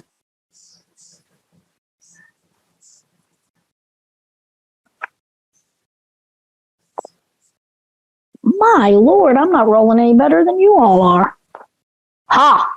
Okay. All righty. And you said 15 feet. But it makes a loud noise that's still going to hit the people up top are going to hear it. Okay. Both of the centipedes that you see fall off the ledge. They're gone. That did it for them. You get pulled up because they're trying to get you up the hole. So you go up the hole. It's a lot going on. I'm going to say that you make it 10 feet up the hole. And you see 20 feet away from you, there's another one headed your way. One of them was not knocked off. There were 3. And that's the end of Jeru's turn, and we go to Rain. He's halfway up the wall, and I don't know if he tells you there's another one or you think you're in the clear, but what are you going to do? I can just imagine a very emphatic yes, and then suddenly from the pit. She's focused on pulling him up. Okay, since you're focused on pulling him up, give me a strength check on that, and I'm going to give you advantage because he's also climbing at the same time you're pulling. All right, I rolled 2 5s, so it's 10 total. Okay, you get At least you don't fall. You get him about 6 inches up the wall, and that's the end of your turn. And we go to Breck. Okay, I'm not going to try to hold him up anymore or pull him up anymore, but I'm going to try to wrap my arm around the rope and have one hand free to cast Toll the Dead. And Toll the Dead is a wisdom save of 12 for you. It's a 60-foot range as an action for me. So, wisdom of 12. 8 plus 0 is 8. The third centipede got 8. Okay, so the wisdom save. So it takes 1d8 necrotic damage. Okay. And that is 3 points of necrotic damage. Wow. It shudders and falls off the ledge, and you are out of initiative. There were 3 of them. Well, it fell off the wall, not the ledge. Okay. So now you have all the time that you wanted to get J-Roo back up the side of the Maggie, no, honey. ball off. Go on. All right, get him up here. There's demons down there. There's snakes and things. Get him up. All right. Just for the heck of it, I'm going to roll again. Hey, that's a 19. Okay, that's better. And again, he was climbing. He's coming up the rope while you're pulling the rope. Okay, you're all back on top. You have the book and the dagger. The book has a few drawings in it. Obviously, doesn't go any further than where you are now. The dungeoneer didn't make it any further. As you look around the rest of the cavern, about the 8-foot diameter cavern, there's the statue over by an entranceway that leads darker into the cave. Now, your light, it goes with you, right? And you have it for an hour? Your light spell, is that how that works? Hold on a second. Let me verify that it does come with me. Mm-hmm. You touch an object that is no longer than 10 feet in any dimension. Until the spell ends, the object sheds bright light in a 20-foot radius dim light. The light can be colored as you like, completely covered. The spell ends as you cast. If you target an object held or worn by a hostile creature, that creature. Oh, so it's an object itself. So I probably would have done the backpack. So I will. No, you were at the top of the thing. You did it at the top of the thing. You're probably one of those pebbles you were talking about, or if you took something out of your pack, because you cast light to look down, so you weren't at the backpack yet. Okay, so it doesn't follow you, but you can cast it again. Yeah, that's what I was about to say. I'm just going to cast it again, and I will just find another rock and cast it. Okay. On that. Okay. If you walk towards the statue at the fissure, it is just a statue that has its hands out as that create a bowl that someone could have put offerings in. But the statue has been knocked around the face, smashed. Somebody has taken a hammer to it, and no features are visible. Can I? I don't know if I want to do this or not. All right, I'll do it. I'm going to cast Detect Magic. Okay. So I cast. Oh, actually, you know what? Before I do that, this is a ritual spell as well. Okay, I'm going to try to cast this as a ritual before I waste a spell slot. Okay. So I'm going to put runes on the ground and focus for 10 minutes and try to cast Detect Magic for 10 minutes. All righty. Is everybody else okay with that? You all just going to wait to see what he comes up with? That's fine. I have no problem waiting. I'll just keep an eye out in case anything else decides to come investigate us. Okay, so it comes up over the edge. Yes. Okay, I'll say I'm 5 feet away from the statue, and this gives me a 30-foot radius around me, or 30-foot sphere radius around me. There is no magic where you are at all. You get no rumblings of anything. I stand up and I say, all right, I don't have any rumblings in my tummy, so there's no magic in this area. Maybe a trap door or something. We have to find something. Well, it's standing beside, the statue is placed beside an entranceway that leads into darkness. Okay, so I will throw my rock towards the hallway. Okay. What is it with you and rocks today, Brick? I don't know. They're pretty cool. He hears faintly as it rolls down the hallway. He hears, "Will you marry me?" No, just kidding. Okay, as It's the Father Sending Stone. As the rock bounces away from you and hits the wall 2 or 3 times and eventually is far enough in the cavern you cannot see it, you see that a staircase corridor dips into the cavern depths. Its walls are high and close like the canyon outside. Do you move on to the stairs? Yes. What order are you going? I would think this is another case of 1, 2, 3, 4. None of this was built for the crowds. I will go first unless anyone wants to volunteer. Okay. Let me go first on this. I have a pretty decent armor class, but I have some tricks up my sleeve.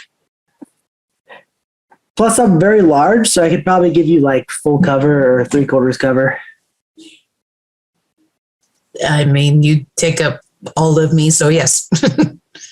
Okay, so we got Breck first. You know what? Rain will take the back. Okay. And I'll Rain's go- in the back. I'll go second behind the brick. Cronin's second. And I think we know where that leaves you, J. Rue. Heyo, that's me. As Breck moves into the corridor on the stairs, you find candles encrusted with grime, and on the walls you find etchings, a jagged rune script sprawling from floor to ceiling. It looks elvish, but unfamiliar. Do any of you speak Elvish? Not Rain I. does. Yeah. Okay. And Cronin said he does also? I do not. Okay. Rain, you can identify a few of the words of these runes. They're violent words. Sickness, suffering, anger, pain, misery.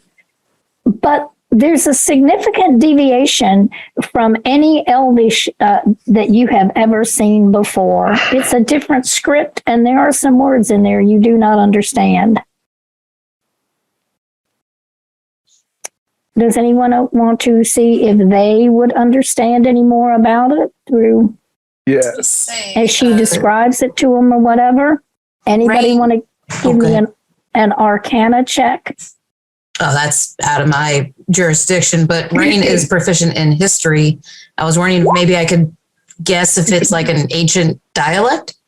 I've got a 19 on an Arcana check for you. Okay, Nice. there you go. Then we're going to go with that. As she describes this to you, J. Rue, that these words and that it's different and odd, you would have a pretty good idea that it's a curse. Mm, Okay. And you said a 19. yes. You're pretty sure it's the school of Terramancy. And I don't know what Terramancy is. That's a word. I should have looked that up and I didn't. Pixel, can we have an expert or any of my other DMs?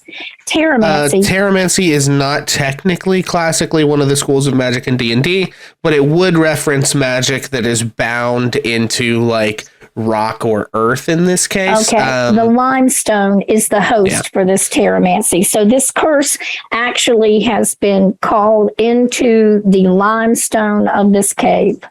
Thank you, Pixel. And if you were to look at the journal at this point, you would see that this person did draw some of those runes. It also would remind you now, Tiffany, although you just were totally amazed, Rain, by how pretty the drawings were outside the cave, but those runes and drawings around the outside of the cave of the original entrance, they were pretty dark also, and probably were a part of the same thing. Okay, moving past that.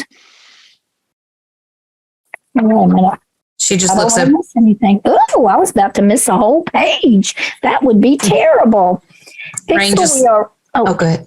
I was just going to say, Rain just looks at Breck and goes, "Told you." We're ready for the map, the first map. Guys, we're almost to 9:30. We really are taking our time with this, but it's all this fun role playing, isn't it? All righty. You see in front of you a chamber, a big, large chamber. The corridor descends into the cave system, winding before opening into a broken hall. From a ledge, the ceiling vaults upward to stalactite shadows, arching 30 yards across to a final ledge across from where you're looking. And that's that rectangular spot across the thing. And you can see a faint line of another door. What you're seeing in these squares are actually parts of the floor that are sticking up, but they're not connected. And obviously it's dark below. Okay, you're carrying the rock.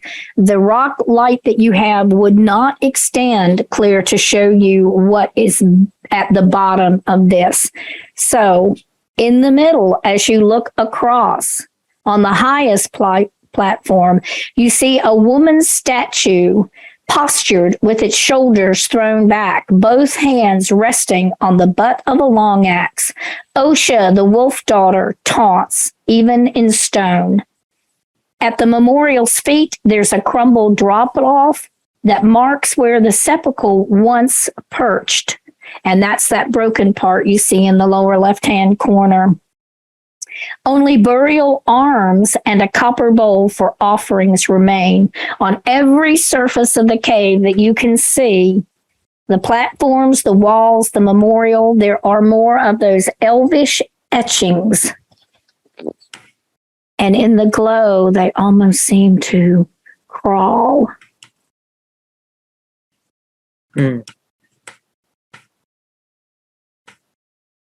Oh. It's a weird effect on the map that's happening right now. What is that? I've never seen that. That's awesome. Some sort of green light just dancing around. What is that? I think is it supposed to, are you doing that, Pixel? It's making like bugs fly around? Yeah, I think he's doing that. Yeah, it's just for effect. Yeah. Just trying to show you where all the delightful, nasty runes are on the walls. You did that right as she said it looked like they were moving, and then it was moving. So, What you gonna do, people? you all played hopscotch as a kid, right? Let's go. Yeah, yep, I guess let's get to that statue. Okay. It's almost like I'm thinking at this point for that movement, let's go in the order that you were walking in. And we're not really in an initiative, but it started out with Breck. So Breck, are you thinking you're moving? You're all on the first. Yeah, you see where you all. Pixel has you that way. So you need to tell Pixel which one of the things you want to jump to, and he can actually click it to say, do you mean this one? So Breck will start with you. Yeah, just to the left there. Yep, right there. Okay. And these squares are the typical 5-foot squares, right, Pixel? Yes, they are. Okay, so this one over here we're jumping to, or? Yeah, I think let's see here. Well, if that's water. Well, you don't really know what's underneath it. You probably hear bits of water all over the whole cave. 5, we know 10, there was 15. water underneath the other thing, but you can't see clear to the bottom here. Okay, I have 30 feet of movement, so it looks like I should be able to get there.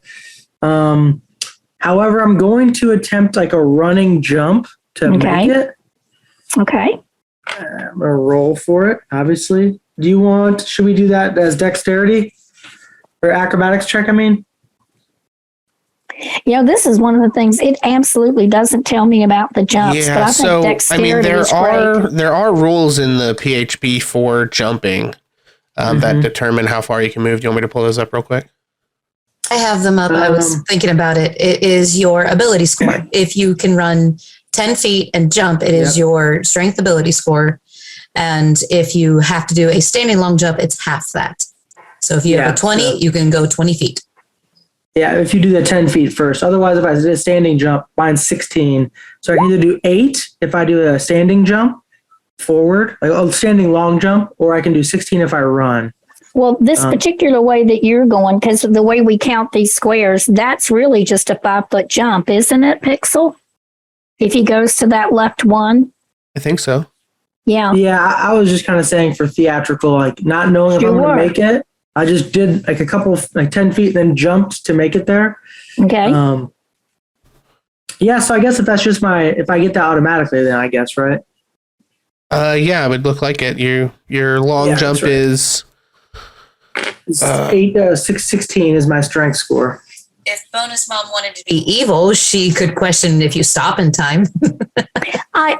I think I'm just going to let it go. If he can kind of get there, I think at this point, I'm going to let you all pretty much jump however you want to jump, as long as, like, if you're going 10 feet instead of 5, yeah, it will matter more. But if you're just going the 5, does that take his full movement, or can he move away from that edge as a part of his movement now? 15, 20. That's about my full movement.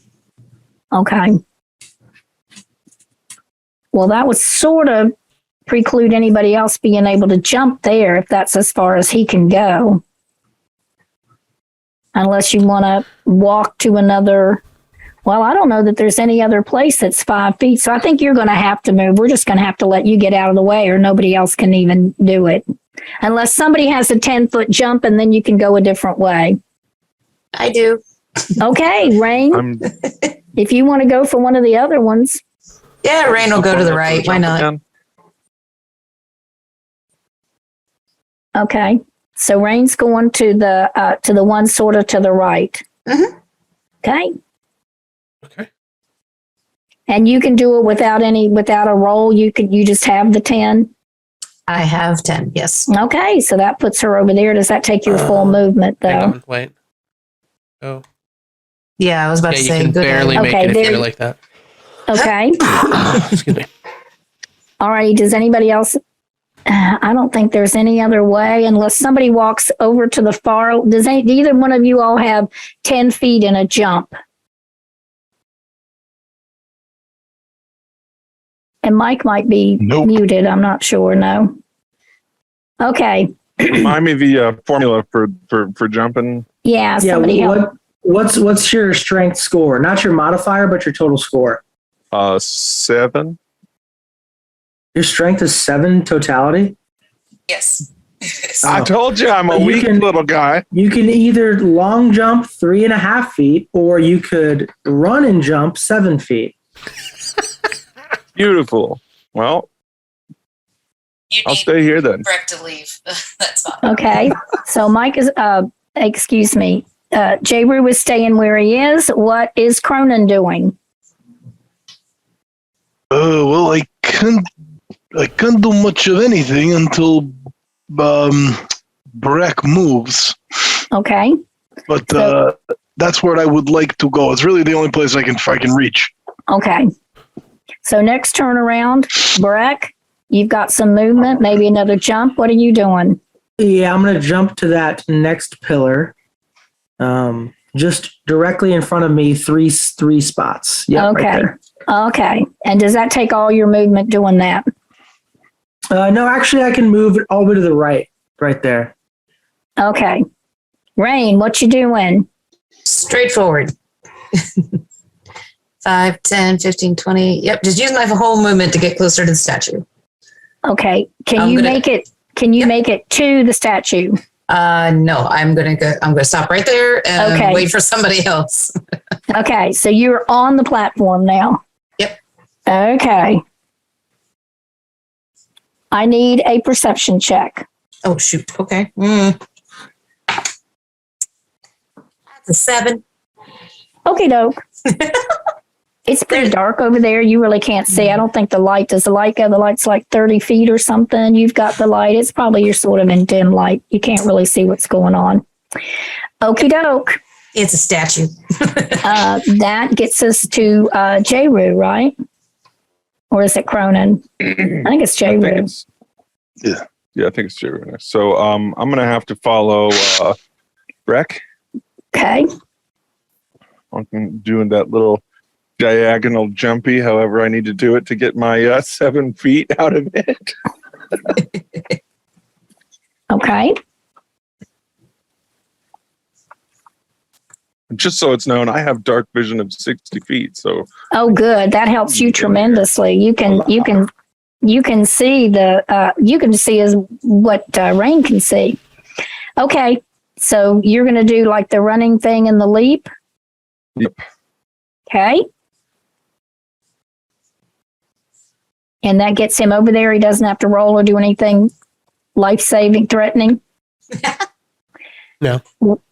Does he have any movement after he does that? That was 20 feet total, so you do have some more movement.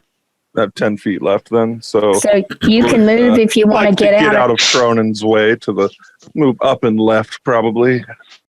Okay. Perfect. Cronin, what you going to do? Jumping to that square, that close one. Okay. Yeah. Okay. Yeah. All righty. We're back to Breck. Okay, so here's what I'm going to do.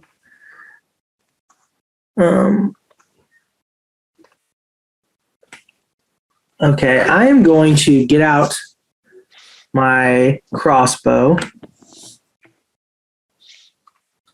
I'm going to jump to the last platform. Okay. By the statue. Okay. And so that's my movement. It's about 15 feet of your movement at that point. Okay, yeah, I'll get close to Rain. As close as I can to Rain. I need, before you get close to Rain or anything else, as soon as you hit that platform, I need a perception roll from you, please. Okay.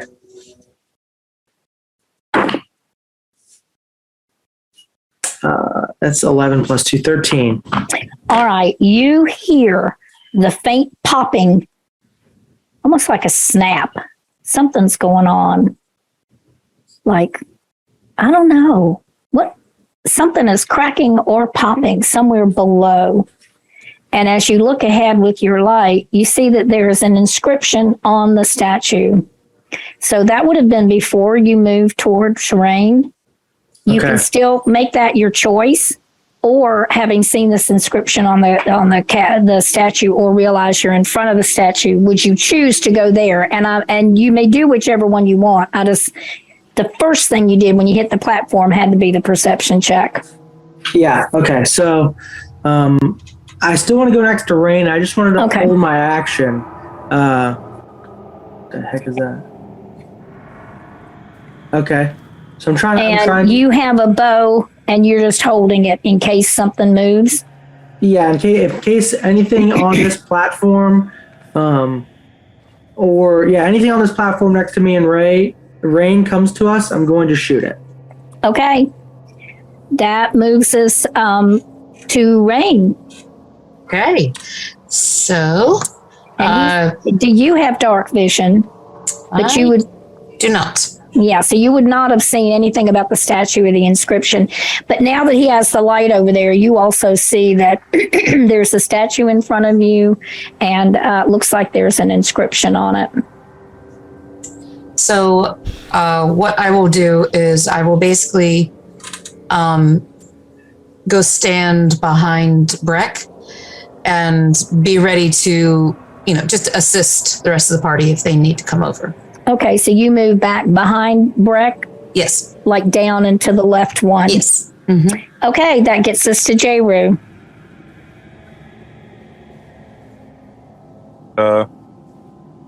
Advance to the next platform. Okay. And attempt to, once again, get the hell out of the way for Cronin. Okay. And Cronin? I will follow his path. All right. We are back to Breck. All right.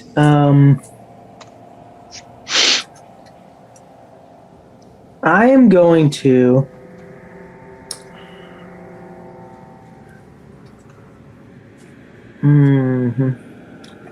I'm going to keep that held action, and I'm going to creep up to the statue slowly and try to read the inscription on it. It's actually written in common, and it says, OSHA, the curse bent. I'm going to back up next to Rain.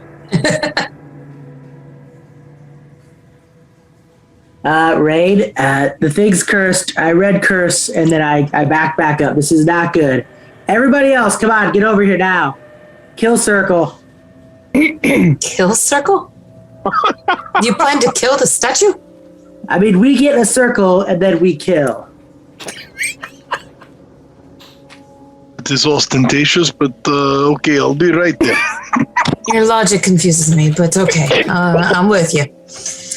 Okay, so it's actually Rain's turn, and do you do anything? I'm still waiting just to help my friends if they need help getting over. Okay.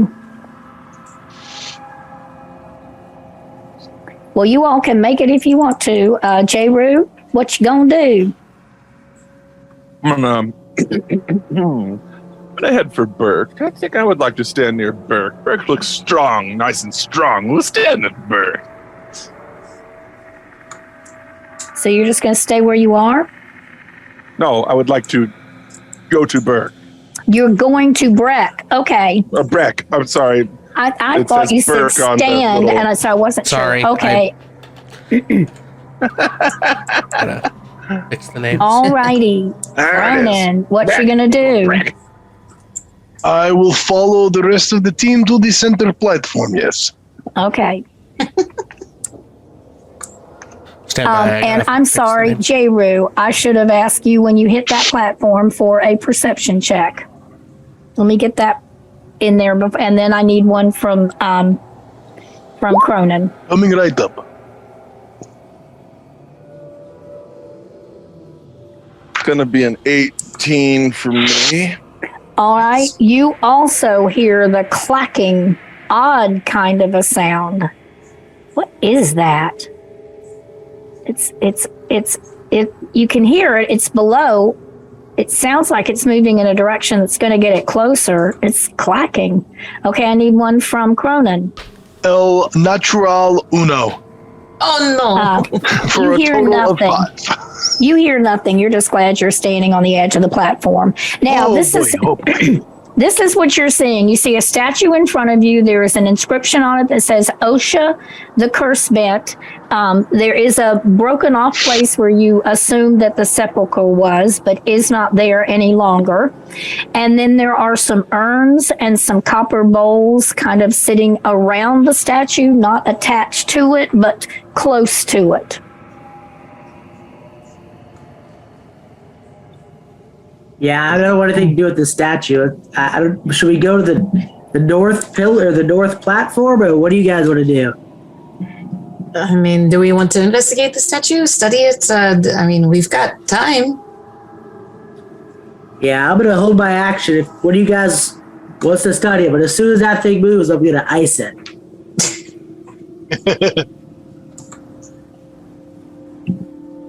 You are just so superstitious. The statue that says curse. I mean, if it says curse right on it, his nervousness is quite understandable. That's fair, but it's a statue of someone named Curse Bent. Doesn't mean the statue's cursed. All right, It's touch also it then. Go ahead and touch it, Raid. Touch it. If it's not so bad, just touch it. I got your back.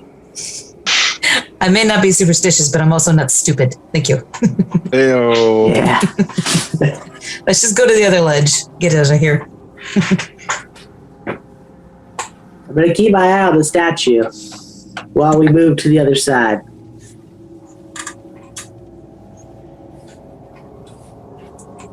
All right. Let's see. Our last turn was that Cronin got on the thing, so we roll back around to Breck. All right, I'm gonna turn and look at it, and then I'm gonna turn away and do a running jump onto the next platform. Okay, I need to know the direction. When you say the next platform, what are you talking about? Yep, that one. Okay. Okay, as you get parallel with the statue, Uh-oh. everyone needs to roll initiative. Ah, crap. Good. And there it is. Oh, jeez. Okay. ESPN 8. The O. Rolls are getting worse. Okay, Rain, what did you roll? 6. Okay, Cronin. 12. All right, Breck. An unnatural 20. Nice. Okay, and Jeru. 8. Yeah. 8. Okay. 8 is great. Okay. Oh, perfect. As you get parallel to the statue, the chambers, all the vandalism in the chamber, all of those runes and signs, they all begin to pulse. The etchings are brightening the embers under breath. From the darkness below, sounds distinguish themselves from the river. A dragging, nails clawing at stone, pebbles tumbling from the spires. The sounds are everywhere at once, first here and then across the chamber, until they coalesce into an insectile scrambling behind the statue. The clacking, it was joints. Huh? As you watch, a woman's face peeks over the top, mouth agape in rage. Elbows pop in the wrong directions as Osha, the cursebit, clambers atop her memorial statue, a broken mockery of a person. Limbs twist and grasp from a meandering spine, bone and hardened organs rupturing translucent skin. She jerks over the top of the statue and shudders, crowing in her dead throat, and immediately she lets out a rending wail, which she repeats as a reaction to her rest having been interrupted. Now I'm going to tell you what a rending wail does. Oh, no. Kill it with fire. Kill it. It's coming. You're going to get a chance. I don't care how big the room is. I said, cast fireball. Osha shrieks in self-understanding, dealing 1d6 plus 1 necrotic damage to everyone within earshot. Oh, that would be I all believe of there's you a all. save against that, right? Yes, there is. Let's see now. Wait a minute. Whoa. DC 14 wisdom saving throw from all the PCs. Oh, yeah, but the stone, I don't think the stone, okay, the stone We'll do the stone platform afterwards. After that. Okay, so 1d6 plus 1 necrotic damage to all within earshot unless you make a DC 14 wisdom saving throw. 16. You make it.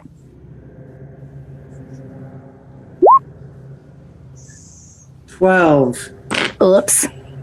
So that's 4d6, you said? No, I read it wrong. It's 4 is the average. It's like 4 parentheses it's 1d6. 1d6 You know what I mean? plus 1 is Oh, going to one- be, and I haven't rolled the d6 yet. Okay. Okay, so Breck fails. Who else? What else do I have? Jeru? Just a D20 with my wisdom modifier. Yes. Okay, 9. Okay. Oops. Yeah. And Cronin. 16. Okay, Cronin makes it. So that's going to be, I'm going to roll a d6 here. And it fell on the floor and rolled across the room. And naturally, I don't have another one. So give me a minute. Well, I'm not gonna make while you she's take doing the that, would you full guys tell me what all your initiatives were? unless I roll it. That means it's 3. Dirty 20. 1. So 1 plus 1. 12. Okay, so that's a 1 12 plus from 1 Cronin. damage. If you fail. What was that, Breck? Was a dirty 20? Damage What did Yeah. you... Okay, so Rain and Jeru, what were your initiatives? I think it was a 6, if chat remembers. and I Back got me to put up. my headphones back on. Well, BonusMom wrote it down, so we'll get it that way. Okay. And what was yours, Jeru? 8. 8. BonusMom, what was Rain's initiative? Yeah, 6. Black Moon says It yes, was 6 in the okay. chat. 6. Thank you, Black Moon. Okay, and then BonusMom, you'll have to tell me where Osha goes. and I'll get it reordered. Yeah, she's right now on the back of the statue. You got her in the right No, place. I mean Now, when she goes in initiative. right. Oh, well, it turns out really well. I mean, she gets the jump on that. That's the way it goes. But she rolled a 4, so she's actually the last one. So we're going to go through the whole initiative, and then it's her again. Okay, so you've done the damage to people, correct? And that was 2 damage for anyone that failed your save. And then we've got to do this other mechanic, if you want to explain that. Okay. Okay, let me get there. So Real each quick, I took stone 2 platform points of damage, has right? Yeah. each stone platform has a 50% chance of splitting in half.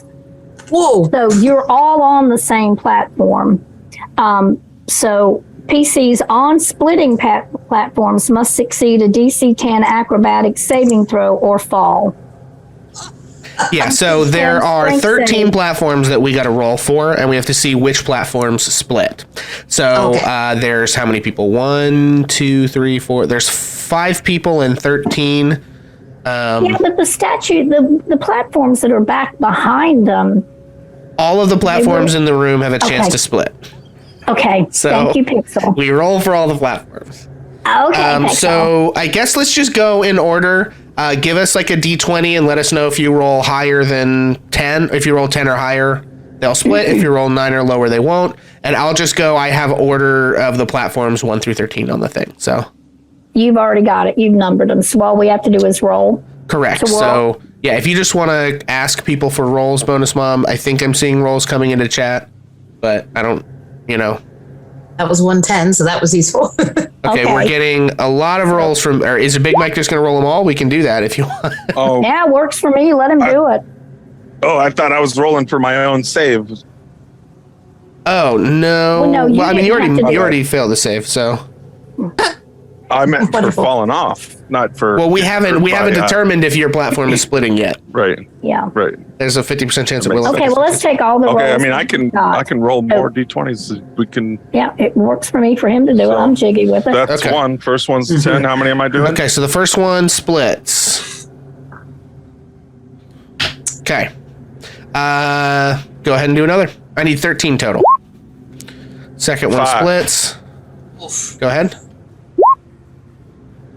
2. Splits. I vote he stops rolling. We got a Okay, 12. that's better. That one doesn't split.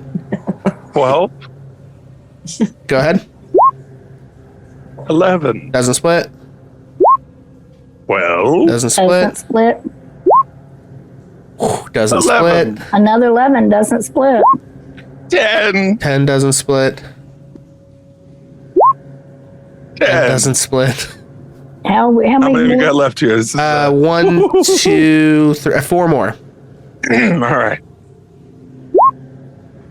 One That doesn't 20 split. one's made Whoa. of stone. That's the only 20 I'll be rolling tonight. Thank you No, very don't much. say that. 3. That one 3. splits. Splits. Okay. No, stop it. Hang on. What the crap?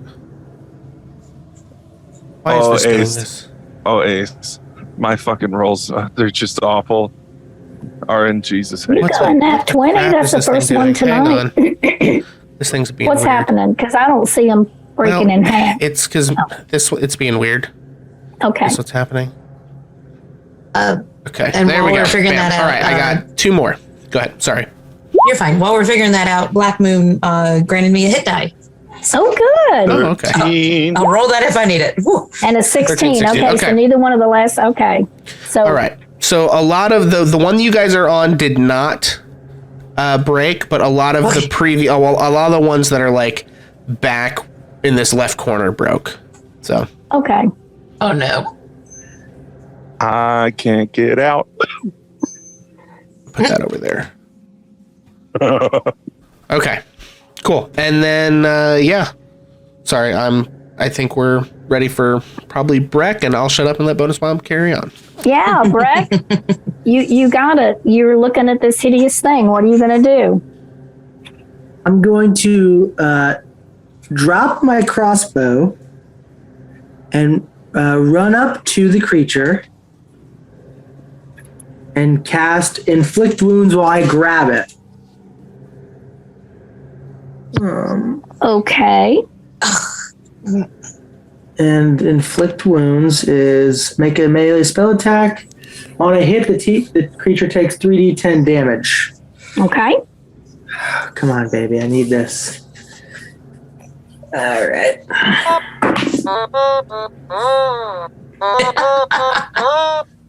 That's a 19 plus 4 for a 23. It hits.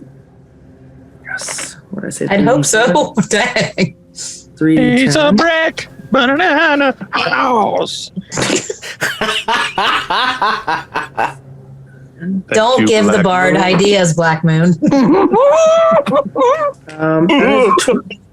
That is 21 points of necrotic damage.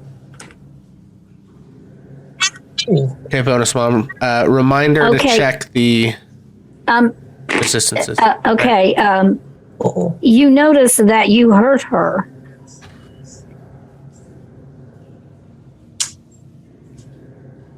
Somehow, that's a lot of damage, but it didn't look like it really did that much to her. Okay. Roger that. Roger that. That sucks. That's what you wanted from me, right, Pixel? Yes. Can I discern if it did any damage? Oh, yeah. It Okay. did. Okay, got it. It's just that, that's a pretty good wallop. You would have thought. Of course, you're just a first level adventurer. What do you know? But anyway, okay. So moving on, is that it? Is that your movement? And you moved direct. You're in melee now. Those in the podcast, Black Moon in the chat just said necrotic damage on a dead thing. Yeah. Very true. However, we don't know if it's dead. Just that it's cursed, really. Yeah, whatever it's that means. all you know is that it's cursed. Okay. Something died 100 years ago. Okay. Yeah. If that's the end of Breck, we move to Cronin. Oh, goody gumdrop. Okay, I am going to cast Entangle. Okay. Okay. I'm sorry for not having it ready. Wasn't quite sure which one I was going to go with. Okay, it needs to make a strength save. Okay. Ooh. Okay. She fails the strength save. Okay, where are you putting Entangle? So this thing here is the size of Entangle. That roll was a 5. I needed to call that out, didn't I? Or do I need to that's call it out? It's a 20. Yeah. It's a 20-foot square. Yeah. So where would you like to put it? Because you have control over where exactly it's centered. Okay, I will center it. Move it 15 feet toward that rep. Beautiful, right there. Perfecto. Okay, so she fails, so she's restrained. Okay, so no entangle. Yes, a creature is restrained. Yes, for the duration, which it's concentration up to 1 minute. It can use its action to make a strength save against the spell. But yeah, it's restrained.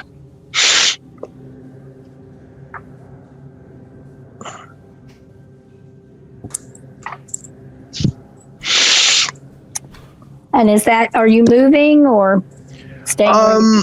I will move to the corner to the right of the screen. Like straight, yeah, right there, perfect.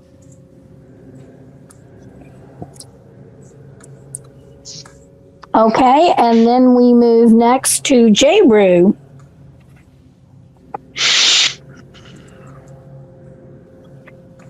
I am the J-Roo. You I would okay, like to J-Roo? know more about the situation. I'm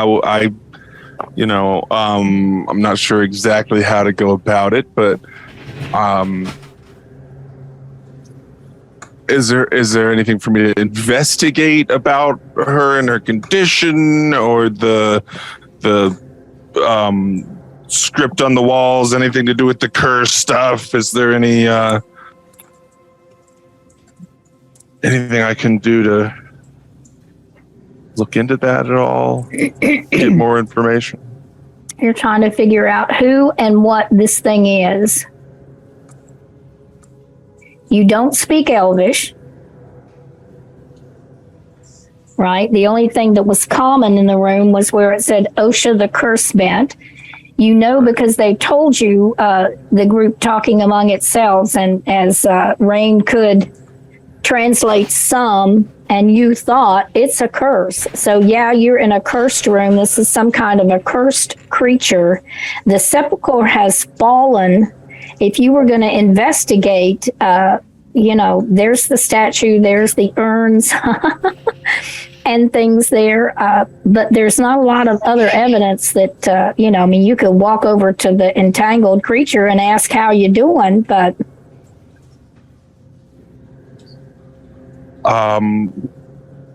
what do you need, Maggie? Huh. Okay, go eat a yogurt or something, buddy. I can't really help you right now.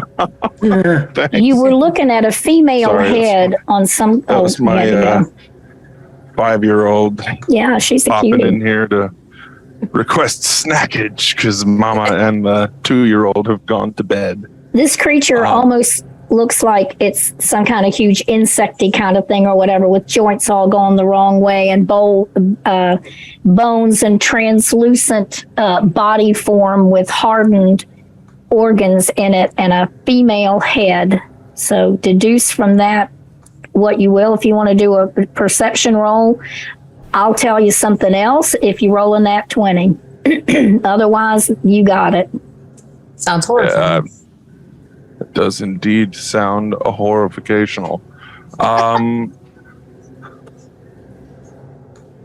Boy, howdy, do I. Do you have D&D Beyond pulled up right now? Are you on D&D Beyond? No, I'm on Dungeon Master's Vault. Oh, okay. Checking through, making sure I know everything that I can be doing here.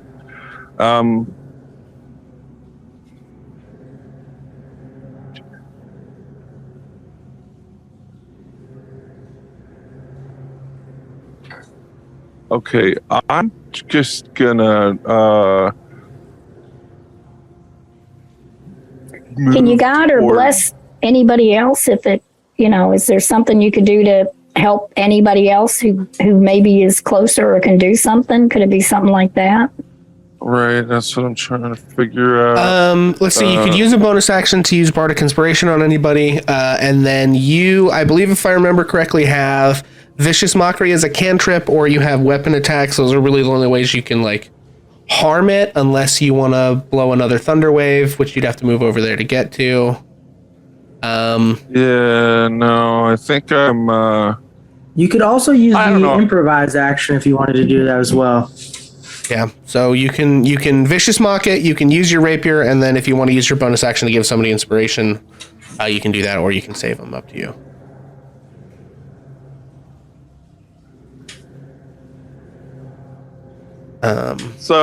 Use the bonus action, the Bardic Inspiration. Maggie, come on, dude. Who do you want to give the Bardic Inspiration to? Let's give it to Breck, because Breck is up close. Okay. All right. And I that's can't make this for you in here, dude. Go on. And is that an extra D4 for? Please go. Okay, we'll deal with it when we get there. All right. That leaves us with Rain. Okay. Rain's going to run right up to it in the spot that is not covered by the entangle. Okay. She's going to pull out her longsword and her axe as a 2-weapon fighter, and she's going to strike at it twice. Okay. So, that is a 24 to hit. Hits. All right. 9 slashing damage. Okay. And with her second strike, with her offhand, it's higher to hit, 26 to hit. Your head hits. Dang. Math, 8 damage. She makes a horrible wailing sound again, but it is a wail in agony.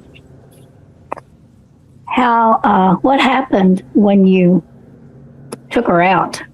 What did that look like? She's entangled and you just took her out. I would try to shove her off the cliff, honestly. With that last strike, just push her off the cliff. She wails.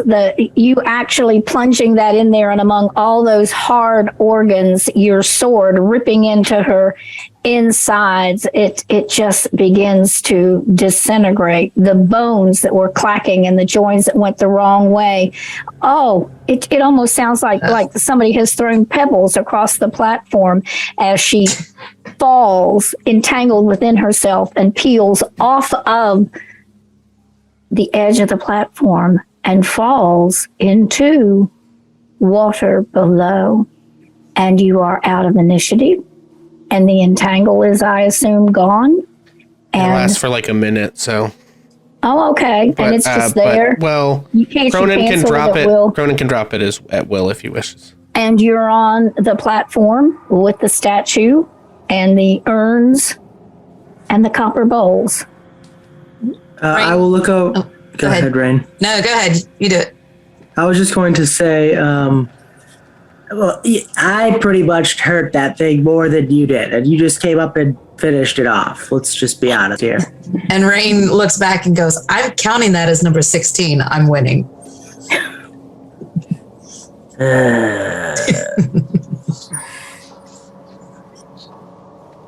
What you gonna do, folks? Are you heading out? Are you looking around? Cronin, J-Rue, why don't you start the jumping? Okay. We'll watch your back in case anything else decides to come up. Going to go pick up my crossbow that I dropped earlier. Okay. I will jump toward, I guess, the top right up there. Okay. And now that one up there, the ones between there and the door have not partially broken. Pixel, we're good. What we're looking at. No, I don't think. No, I had to delete it. If it is showing on the map currently, it did not break, and is a place you can stand. That's good. We're there. Okay. So Cronin is just leaping away, not looking at anything, just going. Okay. And you have a little bit of movement if you want to get further away from the edge, I would think. Yeah, I'll clear just to let someone come up behind me. Okay. You're out of initiative. What does anybody want to do? I'll jump over too. Breck's jumping, and then moving up next to Cronin. Okay.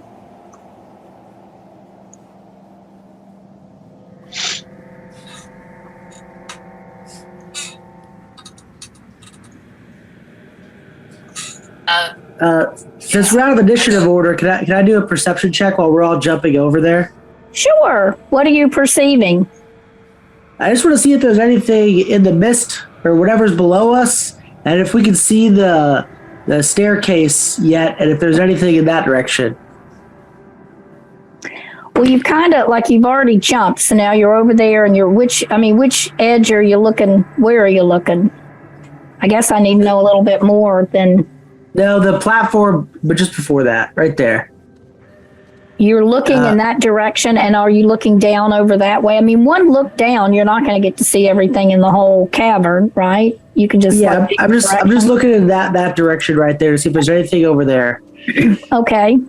And it's a 5 for perception, so I don't see anything. You don't see anything. You hear a little bit of water. Okay. What are the folks still on the platform doing? Either one of you? J-Rue, you going?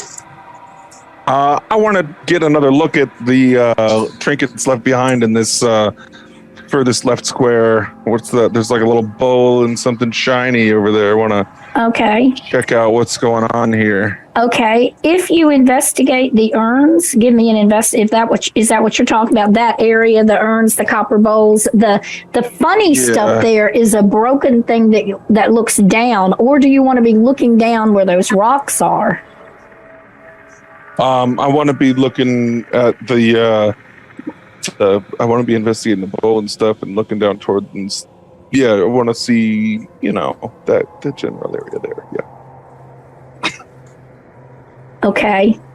So the first thing you mentioned was the bowls. If you look into the bowls and the urns, and some of them look kind of broken and thrown apart, but they're still there. As you look through, you actually do find some treasure left in the urns. You find, let me look it up. I wrote it down. You find 17 gold pieces in those urns and those copper bowls. Now, if you want to look down at what's below, that's going to be your next turn after I ask Rain what it is that she's doing, and we kind of go around again. We're not an initiative, but I'm trying to give everybody chances. Rain, you're still on the platform, right? What are you doing? He's found some gold in the urns and the things. She calls out to him and just goes, "Come on, as soon as you're finished digging through the loot, I'm not leaving you behind." Okay. So you're just standing there watching him do that? If she feels like if anyone needs help getting across the gap, it might be him. So she's waiting just in case. Okay. So the guys on the other side, we're back to you then. What's everybody doing? I'll jump to the next platform to the right, upper right. Okay.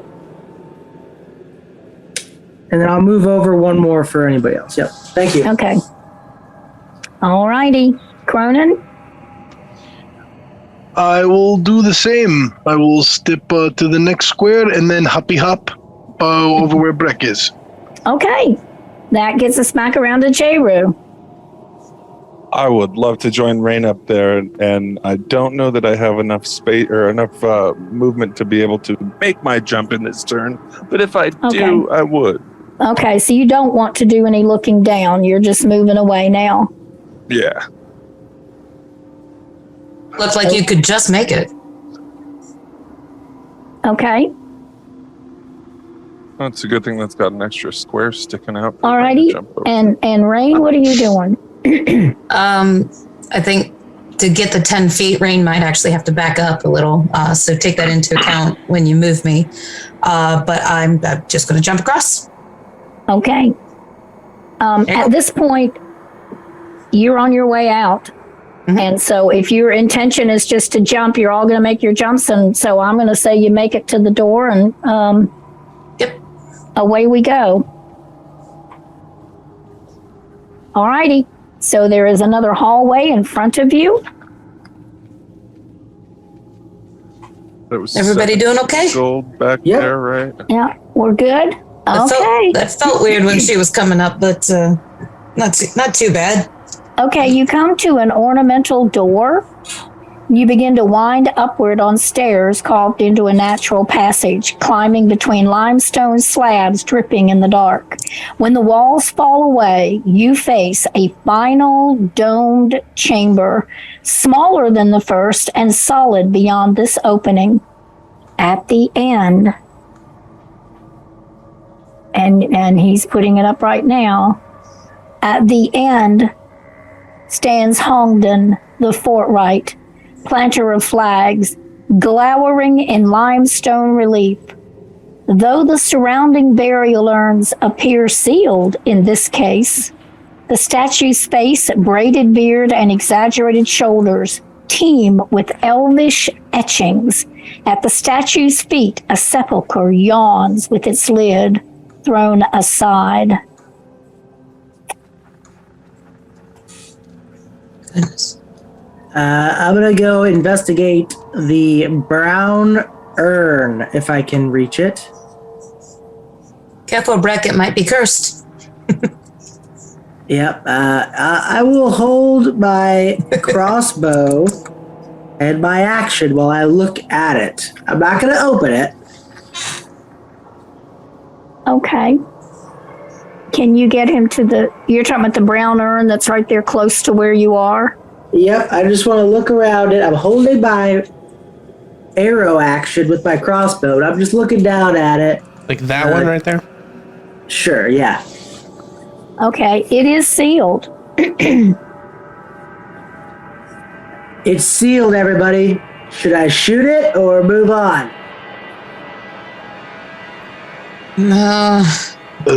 What we're looking for might be in it. As Rain's looking around, does she see anything that might be this thing that's similar to the drawing of the sphere from the journal? Okay. In order for me to know that, I need to know more than just looking around. I need to know specifically where you're looking. Fair. Excuse me? I said fair. I've got a feeling it might be closer to the statue, if anything, but she's going to walk over to Breck and just be ready to aid him if he breaks it open. Okay. But you were looking toward the statue? Just toward the Yeah, just toward the statue. kind of Nothing. where you are. Okay. Yeah, no investigation. I'm just looking at it. Okay. Gentlemen, any ideas? I think you know what? I think what's best is if this thing's not going to move like the last one, I say we just get a surprise round on it and then just blitzkrieg it after that. I don't think there's any. If we just get too close to it, it's just going to wait. We're going to get past its like center line and it's going to start moving. We already messed up once. We should just all attack it now. I cannot say I disagree with his logic. So maybe let's like get like kind of as close as far as we can get with our ranged weapons and not in one bunched up group and shoot it with what we got or spells, and then I guess let's see how it reacts. Let's shoot it with the crossbow and see if it comes to life to kill you. All right, Breck's gonna move over to the right hand side by that broken pillar and aim. And you're aiming for the statue. I'm gonna wait for when everyone's ready in position, then we'll all like 3, 2, 1. Okay, but before you do that, Rain and Breck have had a chance to do something, and the other two have not. So I need to hear from Cronin and Jayru as to what you all want to do. Absolutely. I actually agree with Breck's logic, but I don't have anything ranged, so I will just get the hell out of the way. Okay. I will. I'll try to find some cover and just move to a spot where I don't block anyone's view and I let anyone with range have a clear shot at the statue. Well, the two brown things up there, there's one on either side of the room. Yeah, those Pixel, are those columns? I think they're like big urn, like brazier Braziers? bowl things. Yeah, okay. So that's probably your best shot. It's either that or kneel down behind the sepulcher. The urn. Okay, so you're going to move to the urn that's close to you, and you're getting some cover from it. Okay. Yeah, just kind of crouch down. If you duck down, you'll have a good amount of cover. Okay. That's fine. And then what would Jayru like to do? Would like to move over to one square to the left of where Rain is and just see if there's anything else I can notice about the urns and stuff that are close to us. Okay. It's the same thing. I'm going to ask you the same thing that I did, Rain, which is I need for you to tell me specifically the directions that you look. I specifically want to look at the brownish and bluish urns and just down and to the right here. Okay. The closest ones, yeah. It occurs to me that you have dark vision, right? That it's dark in here. So I'm hoping if we can retcon a little bit that we got another light or we got something, you would have dark vision, you can see, so that you all can see what's happening in there a little bit. Yes, please. Yeah. I do have dark vision. Or a little human over here. Okay, so you would all have torches. You have all the equipment, whatever. We're just going to say you lit the room up. Okay, if you're looking at the urns, it looks to you as though all of the urns are sealed, and you're standing there looking at them. Okay, so we rolled back around to Breck was the first one that was in the room.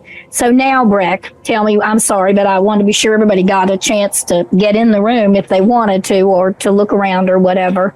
Now tell me what you're going to do. All right, everybody. On the count of 3, we all shoot shoot our shot at this thing. All right. Ready? 1, 2, 3. I shoot my crossbow. Okay. That is a 19 plus 3, 21. What did Okay. everybody else get? You're going to hit the statue. It's 1d8 plus 1. 4 points of piercing damage. Okay.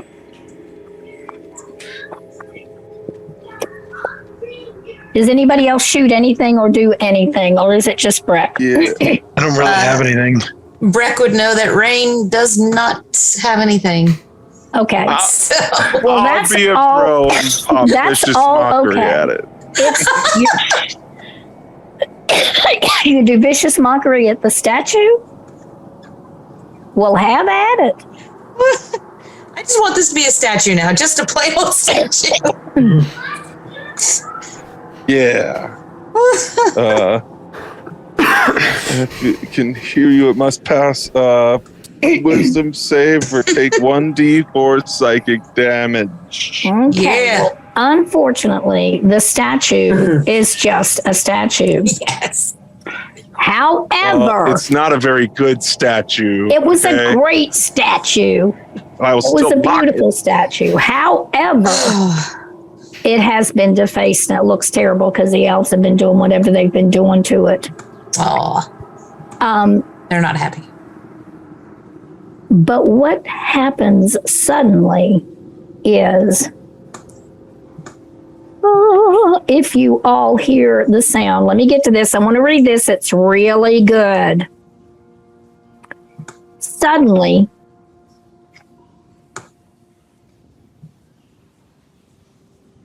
you hear a sound. You feel something that comes from above. You all look up. And you see Hongden, the sphere of greed. It is a grisly ornament, a parody of the chieftain's theft. The sphere of bones, these are all of Hongden's bones, are above you on the ceiling, arranged in an enormous circle.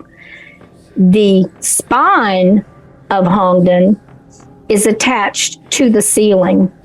And all of these other bones are around. As you're looking at this thing, it lets out this pulse of power.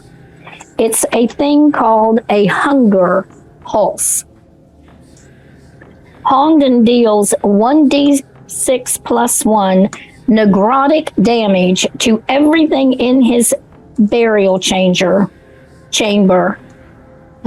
There's no save against this, unfortunately. So it's 1d6 plus 1 necrotic damage.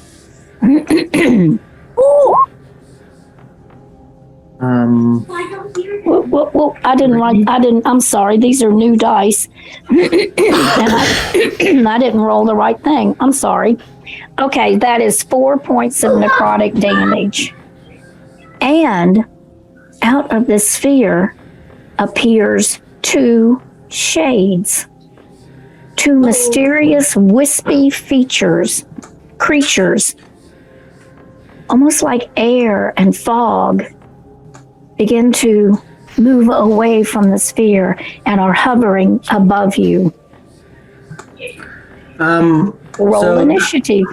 Okay, so before we roll initiative, Initiative one more time. I would have been unconscious by that hit. Oh. However, I do have Stone's endurance as a Goliath, And as a reaction, I can reduce damage dealt one time for 1d12 plus 12. So I would like to invoke that. Okay. And try to reduce the 4 points of damage and see how much. So I have up to 10 points to use. That just means I don't take any of the damage, but it's a one-time use. I can't do it again. Okay.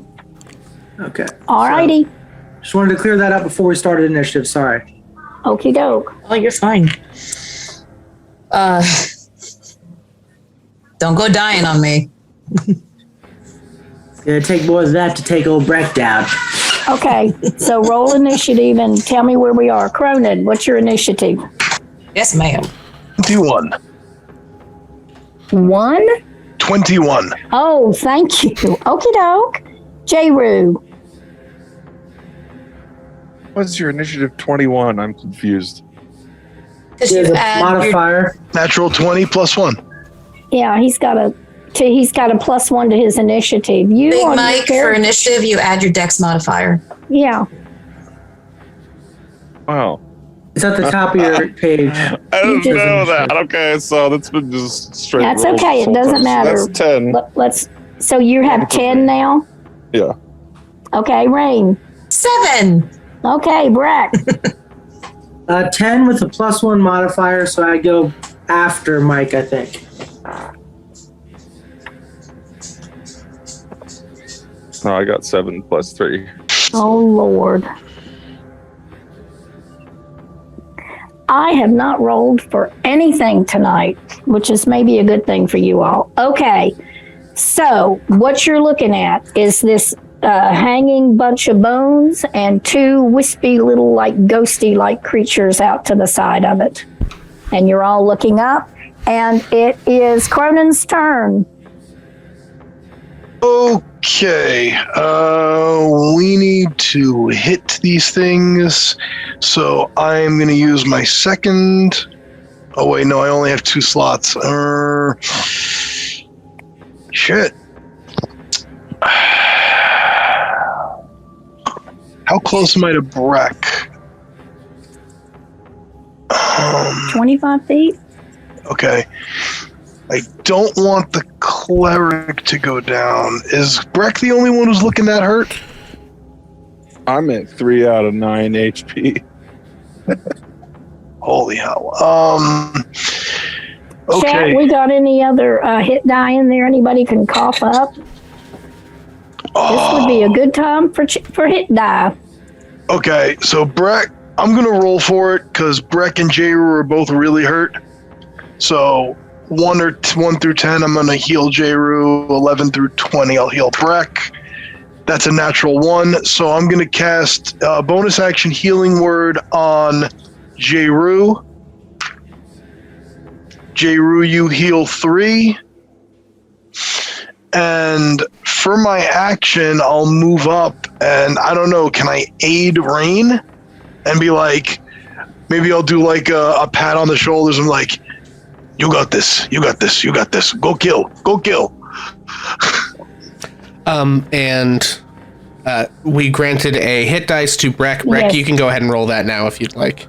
Yeah, Breck. right. can And roll a hit you do die. add your Constitution modifier like you normally would. Okay, so, and Rain, you had one way back when. Have you already rolled it?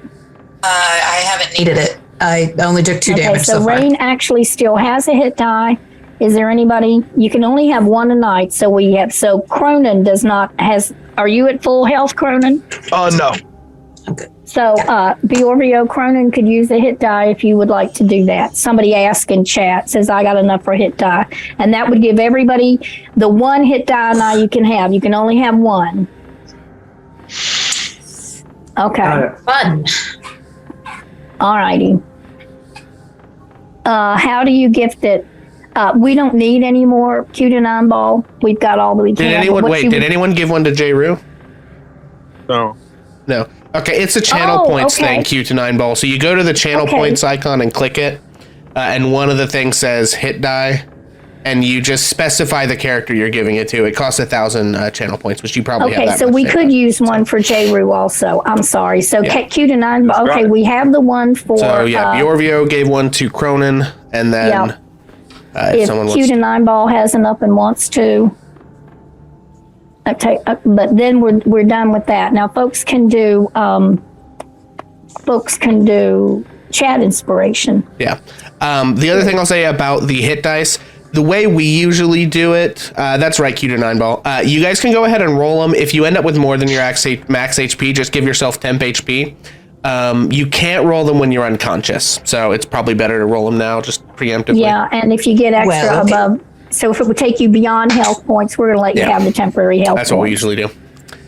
Just because, like, if somebody goes down and then chat gives them hit die and they get to pop back up, it makes death very trivial.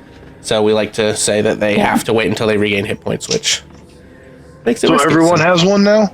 Yes. I'll use mine then. Okay. Rain just turned into a tank. Thank you. Okay. Woo. All righty. Very good. Very good. Okay. So again, back into the realm of things. That's what Cronin did, healing, and then we did the hit die. And again, you're looking up at the sphere of bones, and these two things appeared when it did its trick. And the next one then is Breck, is the next one up. I'm just going to use my crossbow to shoot the one right in front of me. Oops. Okay. 9, 10, 11, 12 to hit. Okay, it hits. Okay, it's 1d8 plus 1. We're looking at 8 points of piercing damage. Okay. But it's that same thing that happened to you in the other chamber. You just don't get the feeling that it did as much damage as you had hoped because you hit it dead on, okay? Can I say something really quick as a bonus action? Yes. Physical damage doesn't hurt it that bad. There's an echoing cursed word from Rain as a reaction. And you said you rolled 8 damage, correct? Correct. Okay.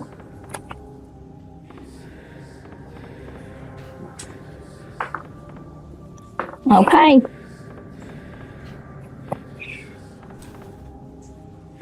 And I'm going to say, I'm saying you hit the first one. Okay, there's the first one and the second one because we really can't see exactly where they are. So we're going to have a first one as there they are. I also can help you track HP. Are you shooting at the one closest to you, Breck, or the other one? Correct, that one in front of me. Yeah, that one right there. Cool. Okay. All righty. And are you staying where you are, or? Yep, I'm going to stay there. Okay. Next up after Breck is J. Rue.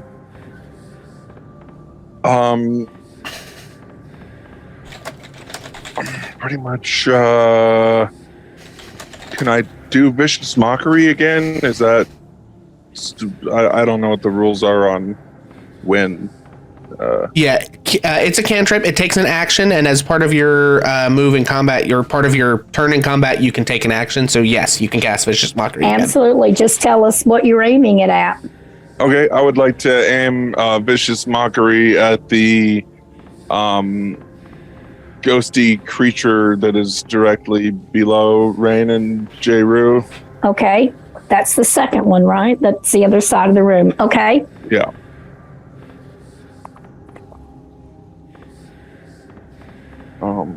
And tell us how Vicious Mockery works. So we need to know your spell save DC, J. Rue, which is probably, let's take a look. Your DC is 15. So, BonusMom, you'll need to make a DC 15 Wisdom save for your creature. Ooh. It was 13. Okay.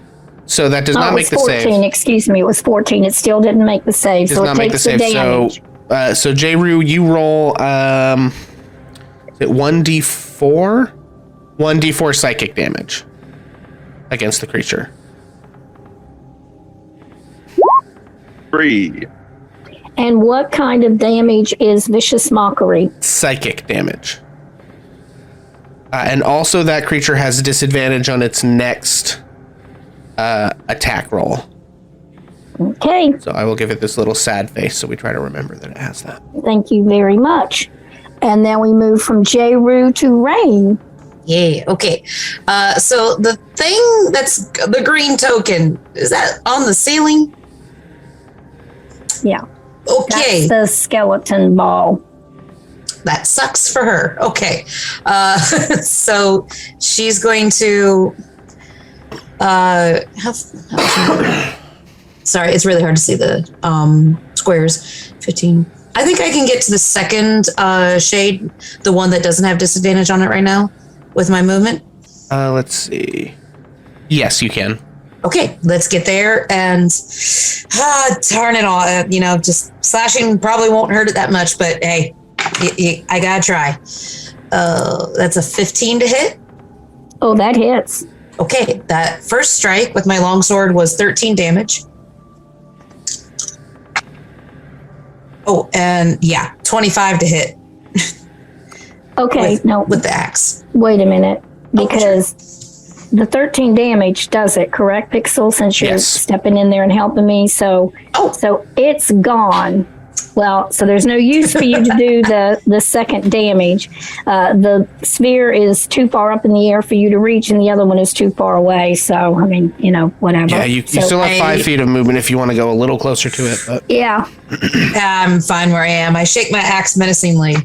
Okay. Very good. Thank you for helping me, Pixel. I appreciate it. The night's getting late. Okay. So that gets us to the monsters. And they would both have gone on the same time, both of the wispy things, but one of them is gone. So the other one is the only one left. And it is going to, let's see how much movement it's got.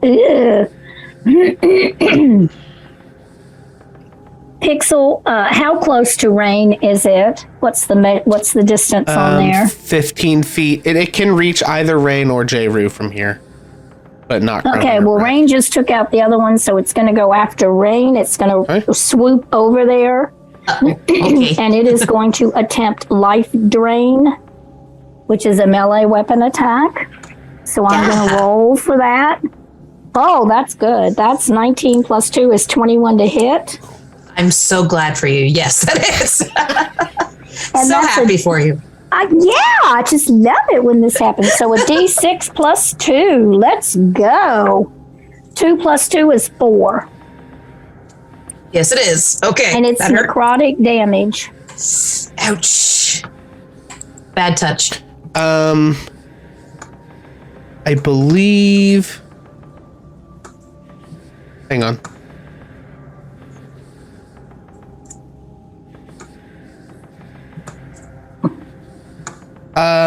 Bonus Mom, at this point, you should ask the PCs to make a DC 14 Arcana check. Oh, no. Okay. To see if they Would notice all the of my interaction. PCs like to make a DC 14 Arcana check? Sorry. I'm just here to help. No, that's okay. You have to help me. I'm missing something, huh? It's back up on the page. It's to notice the interaction between the two things in the room. So that's a lovely 3 you wrote there. Damn thing. I noticed nothing. I'm not even going to add my +3 to that because I don't see shit. I got a total of 13. I just missed it.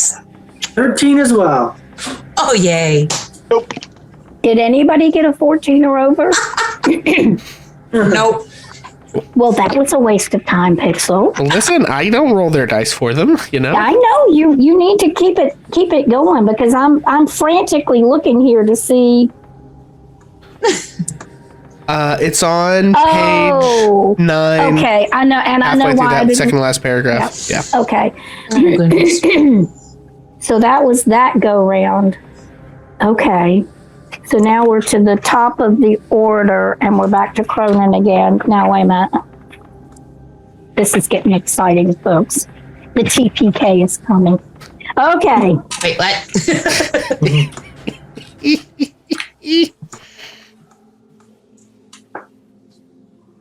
To see the, okay, we're back to, oh God.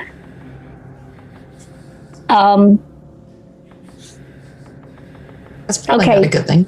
I have to roll a dice to see if a thing regroups itself. Oh, no. Oh, okay. No, that doesn't happen. All right. So as this happens, the one thing has disappeared. You all feel the pulse again from the ceiling, like that thing that happened the first time. But you overcome it and you shake it off. But one more ancestral shade comes out of the skeleton circle on the roof. So now you have another one back. You have what would have been a third one.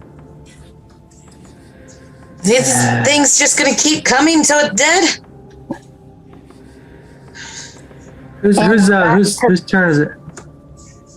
It's Cronin. It's Okay, to Cronin now. We're back to 2 shades, and all 3 of these shades have come out of that thing on the ceiling. Ugh. I don't have anything that could hit the thing on the ceiling, so I don't. Unless how high up is it? It's somewhere between 15 and 20 feet. I would count it as a 15-footer because those things swoop down. Yes. I'll Thorn Whip it. Nice. I'll cast Thorn Whip at the thing on the ceiling. Okay, and that's a save for it, isn't it? Let me see. No, it's here. a spell attack roll for. It's a spell attack. Correct me if I'm wrong. Isn't there an opportunity to pull something closer with Thorn Whip? There is. Ooh. Get it. Can it be pulled even if it's attached to something? No. That's going to be a call for you, BonusMom. I think I have 1 inspiration left. I used my chat inspiration. I don't think I used my DM one. You definitely had DM inspiration. Well, and I think you got chat inspiration back, so I think you're fully topped up here. Oh, yeah, you did get it back. I remember that. That's better. 17. Okay. What's the thing on this? Okay, I believe it takes Yeah. Okay. 6 damage. 6 damage, and it comes 10 feet closer to me. Okay. That thing, I'll go for it. It's because that you're a mighty warrior. That sucker is now 5 feet off the top of the. Actually, we could even say resting on the sepulchre. Well, we're gonna say it's 5 feet above the sepulchre. Okay. Okay, that's Cronin's turn. And now, what else is there to go with Thorn Whip? You did the damage and you pulled it closer. I think that's it. Okay, you're staying where you are. Yeah. Okay, next is Breck. Okay, so how far off the ground is this thing that Cronin pulled? It is 5 feet off the ground would have it like resting on top of the sepulchre. So I'm saying, it's not really sitting on it, but it's right there. I don't know how, you're taller than it is now probably because you're a Goliath. Yeah, I think Goliath's like 9 feet tall. Yeah. So is it's it conceivable that I could? Okay, so it's conceivable that I could touch it with my movement, right? Oh, I think so. Okay. Yep. You can get to it. I don't know if this is going to do anything, but I feel like we need to center all of our attacks on this. So okay, so I'm going to cast Magic Missile at it. Nice. And you create 3 glowing darts of magical force. Each dart hits a creature of your choice. A single dart does 1d4 plus 1 damage. And what kind of damage? Force damage. It does. Let's Force? see, I think you're right. Force. I think it does. Yep, force damage. Yep. So it should be 3d4 plus 1, if I'm not mistaken. Okay. All righty. And they should automatically hit. Yep. Wowza. Let's have it. So that's 3 for the first, 4 for the second, 3 for the third. So is that 6 plus 4, 10 points of damage. What did that look like, Greg? Tell us. So how do you want to do this? Oh, yeah. yes. So you see as Breck just holds out his hand and almost like a shotgun blast for each 3 is you see, and as it kind of wails and dies, You look over to Rain. It's like, we're all tied up again, buddy. Damn it. It was nice while it lasted. The bones clatter and fall, some into the sepulchre and some over to the side. The wispy ancestral shades completely fade away and are gone. You are now standing in the tomb of Hongden, and the four of you are alone. We got to get the sphere and get the heck out of here, man. This place is creeping me out. Yes, I second that. Get Don't the sphere and GTFO. I am viciously looking around all those urns and popping them open, starting with the purple one to the right of the statue. Rain is helpful. Yep, I'm eating too. Okay, I'm going to sort of cut to the chase on this so we don't just have to go like urn by urn by urn by urn. You find a series of things in the urns. You find a total of 57 gold pieces and 32 silver pieces. And you find spices worth probably 100 gold. Whoa. You find one, for some obscure reason that no one could ever explain, one healing potion. Oh, thank you. Useful. And you find some pieces of armor, beautifully tooled leather, only leather, but beautifully exquisite set of leather armor. Price is negotiable. Do you look in the sepulchre also? Yeah. Yes. When you look in the sepulchre, you can tell that this is where Hongden lay. There's a sword in there with him, and it is a beautiful sword. It is, however, an ornamental sword. At his feet, what would have been his feet, there is a bowl in the sepulchre. A bowl with an inscription on it, but the bowl is empty. The inscription is in common, and it said, "May the sunlight never fade away." But the bowl is empty. Damn it.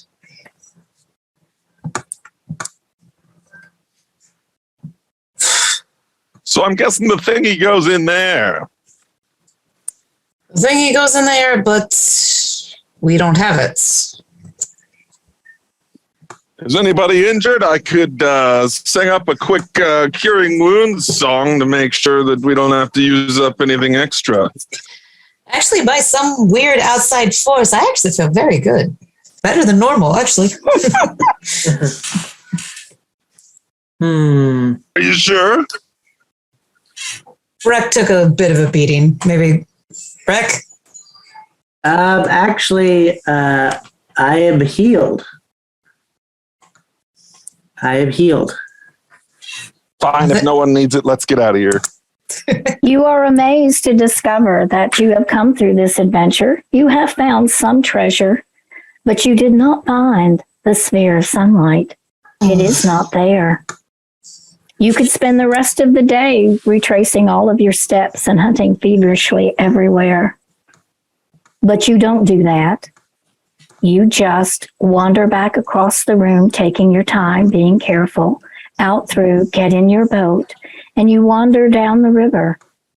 When you get there, Logan's not there because there hasn't been enough time. I would assume that you hang out, you get to know each other a little bit better. You either fight over the gold and the silver and all of the neat things and who gets the healing potion, or you decide to share it all and to continue your adventure together. But that's a story for another day. And with that, dearest friends, we end our adventure, the sphere of sunlight. I like to imagine. Well done, Bonus Mom. Thank you. I like to imagine after we're like at the campground talking and just divvying out the gold. I like to imagine Breck would say, "You know what? Maybe the sphere of sunlight isn't necessarily a tangible thing. Oh, But God, maybe it's just friendship. That's the sphere of sunlight. And maybe this was just a way to get us to be together as strangers and friends. And we all are the sphere of sunlight. Cast Thorn Whip on Breck. And I think the credits roll. With the kazoo in the background. Here, buddy, stick this kazoo in your mouth. Breck, I'm no longer going to count wins with magic. Magic is cheating. Come on. I really want to thank all of you. Thank you so very, very much for going through this adventure with me. If James Pianco were here tonight, I am not sure he would recognize it. But anyway, it was sort of the adventure as it was written, but you all made it incredibly special and wonderful, and I am so grateful to you. I'm grateful to everybody in chat, and I'm going to sit down and re-listen to this so I can see all of the chat remarks that everybody gave us. I thank you for the hit die and the chat inspiration, and if anybody used the inspiration that I gave them, you have it back. If you keep your characters and you want to think about them for another time. I have loved this, and as terrified as I was, you all made it very easy. So thank you so very much. Thank you. You did amazing. You need to read the chat when you were doing the NPCs because everyone was raving. Yeah, they were loving it. The Yeah. bonus mom merchant and then Homer. Which is no part of the adventure, I have to say. Okay, well, I think that we are going to wish everyone a good night. Well, let's do our usual sign off, bonus mom. If you let me the host reinserts himself briefly. Let's sort of go ahead. Sorry, what were you saying? Don't forget the raid. That's all I'm going to say. Yes. Okay. Yep. Thank you very much. I was totally about to forget the raid, even though there's a sticky note on my wall saying that. So, hey, chat, if anybody who's hanging out would let us know somebody who's cool, who's live, maybe somebody else playing D&D, maybe somebody that doesn't have a whole ton of viewers right now or just started, something like that, for us to go raid, that would be terrific. And while you guys are doing that, we are going to do our usual sign off. So we're actually going to ask our cast to please remind everyone who you played tonight, who you are in the real world out here in Meat Space, and where we can find you and your stuff on the internet. Let's go backwards kind of from what we did before. So let's start with Steve this time.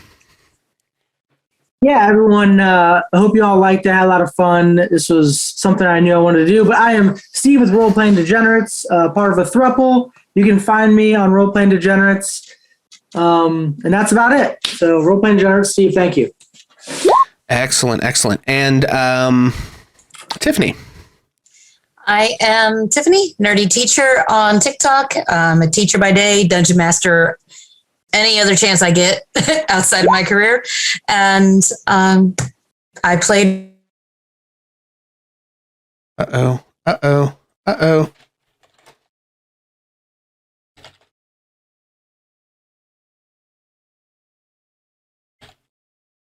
Pixel. Sorry, I had some internet trouble. Had some internet trouble for a second. Yeah. Tiffany, if you would actually just redo that for me. Very sorry. Rewind. All right. Did we come back? Because I think we're back. It's making me reload. I'm recording either way, so let's do this just for the recording. Your Twitch ended, by the way. Okay. But for the recording, my name is Tiffany. I'm a nerdy teacher on TikTok. I just make fun D&D videos and teacher by day, DM any other chance I get. And I had a lot of fun playing Rain. And Bonus Mom, you were amazing. Excellent. And let's go with Big Mike CF. That's me. I'm Big Mike ZF. I played J. Rue, the tiefling bard that couldn't stop pulling out random instruments and making noise all the time. I'm glad everyone's heard of me now. That is a gift that I wanted to bring to you all. You can find me on TikTok at augment_33 because I am the 33rd person to receive the Ewing amputation and will be an augmented human before long. Excellent news. Excellent playing with all of you, and Bonus Mom, thank you so much for including me in this as a greenhorn, chaotic, loud person. It's just been wonderful. Awesome. And of course, last but not least, Bonus Mom. Did we do any?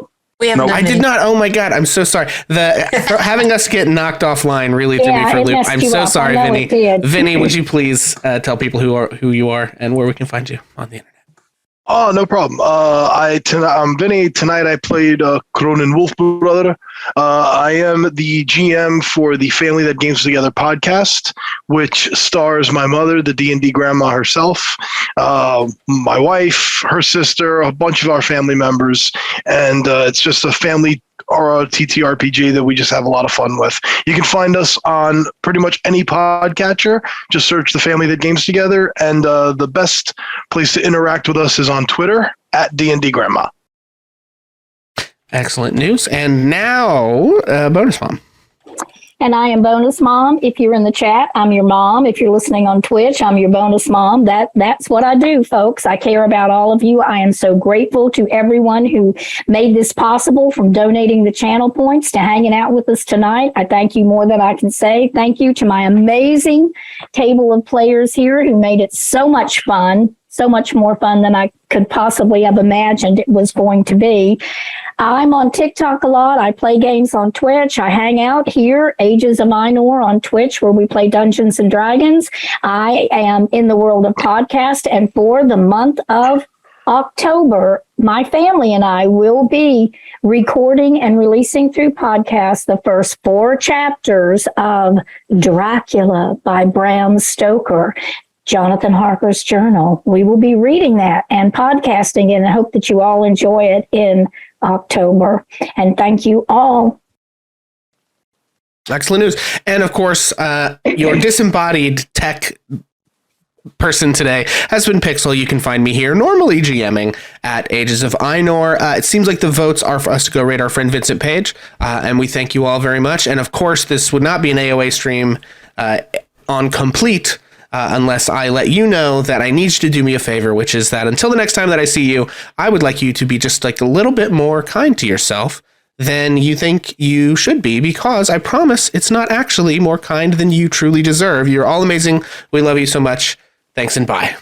Let me tell a tale of a world where heroes walk among us, fighting through the darkness, left by monsters and by selfish men.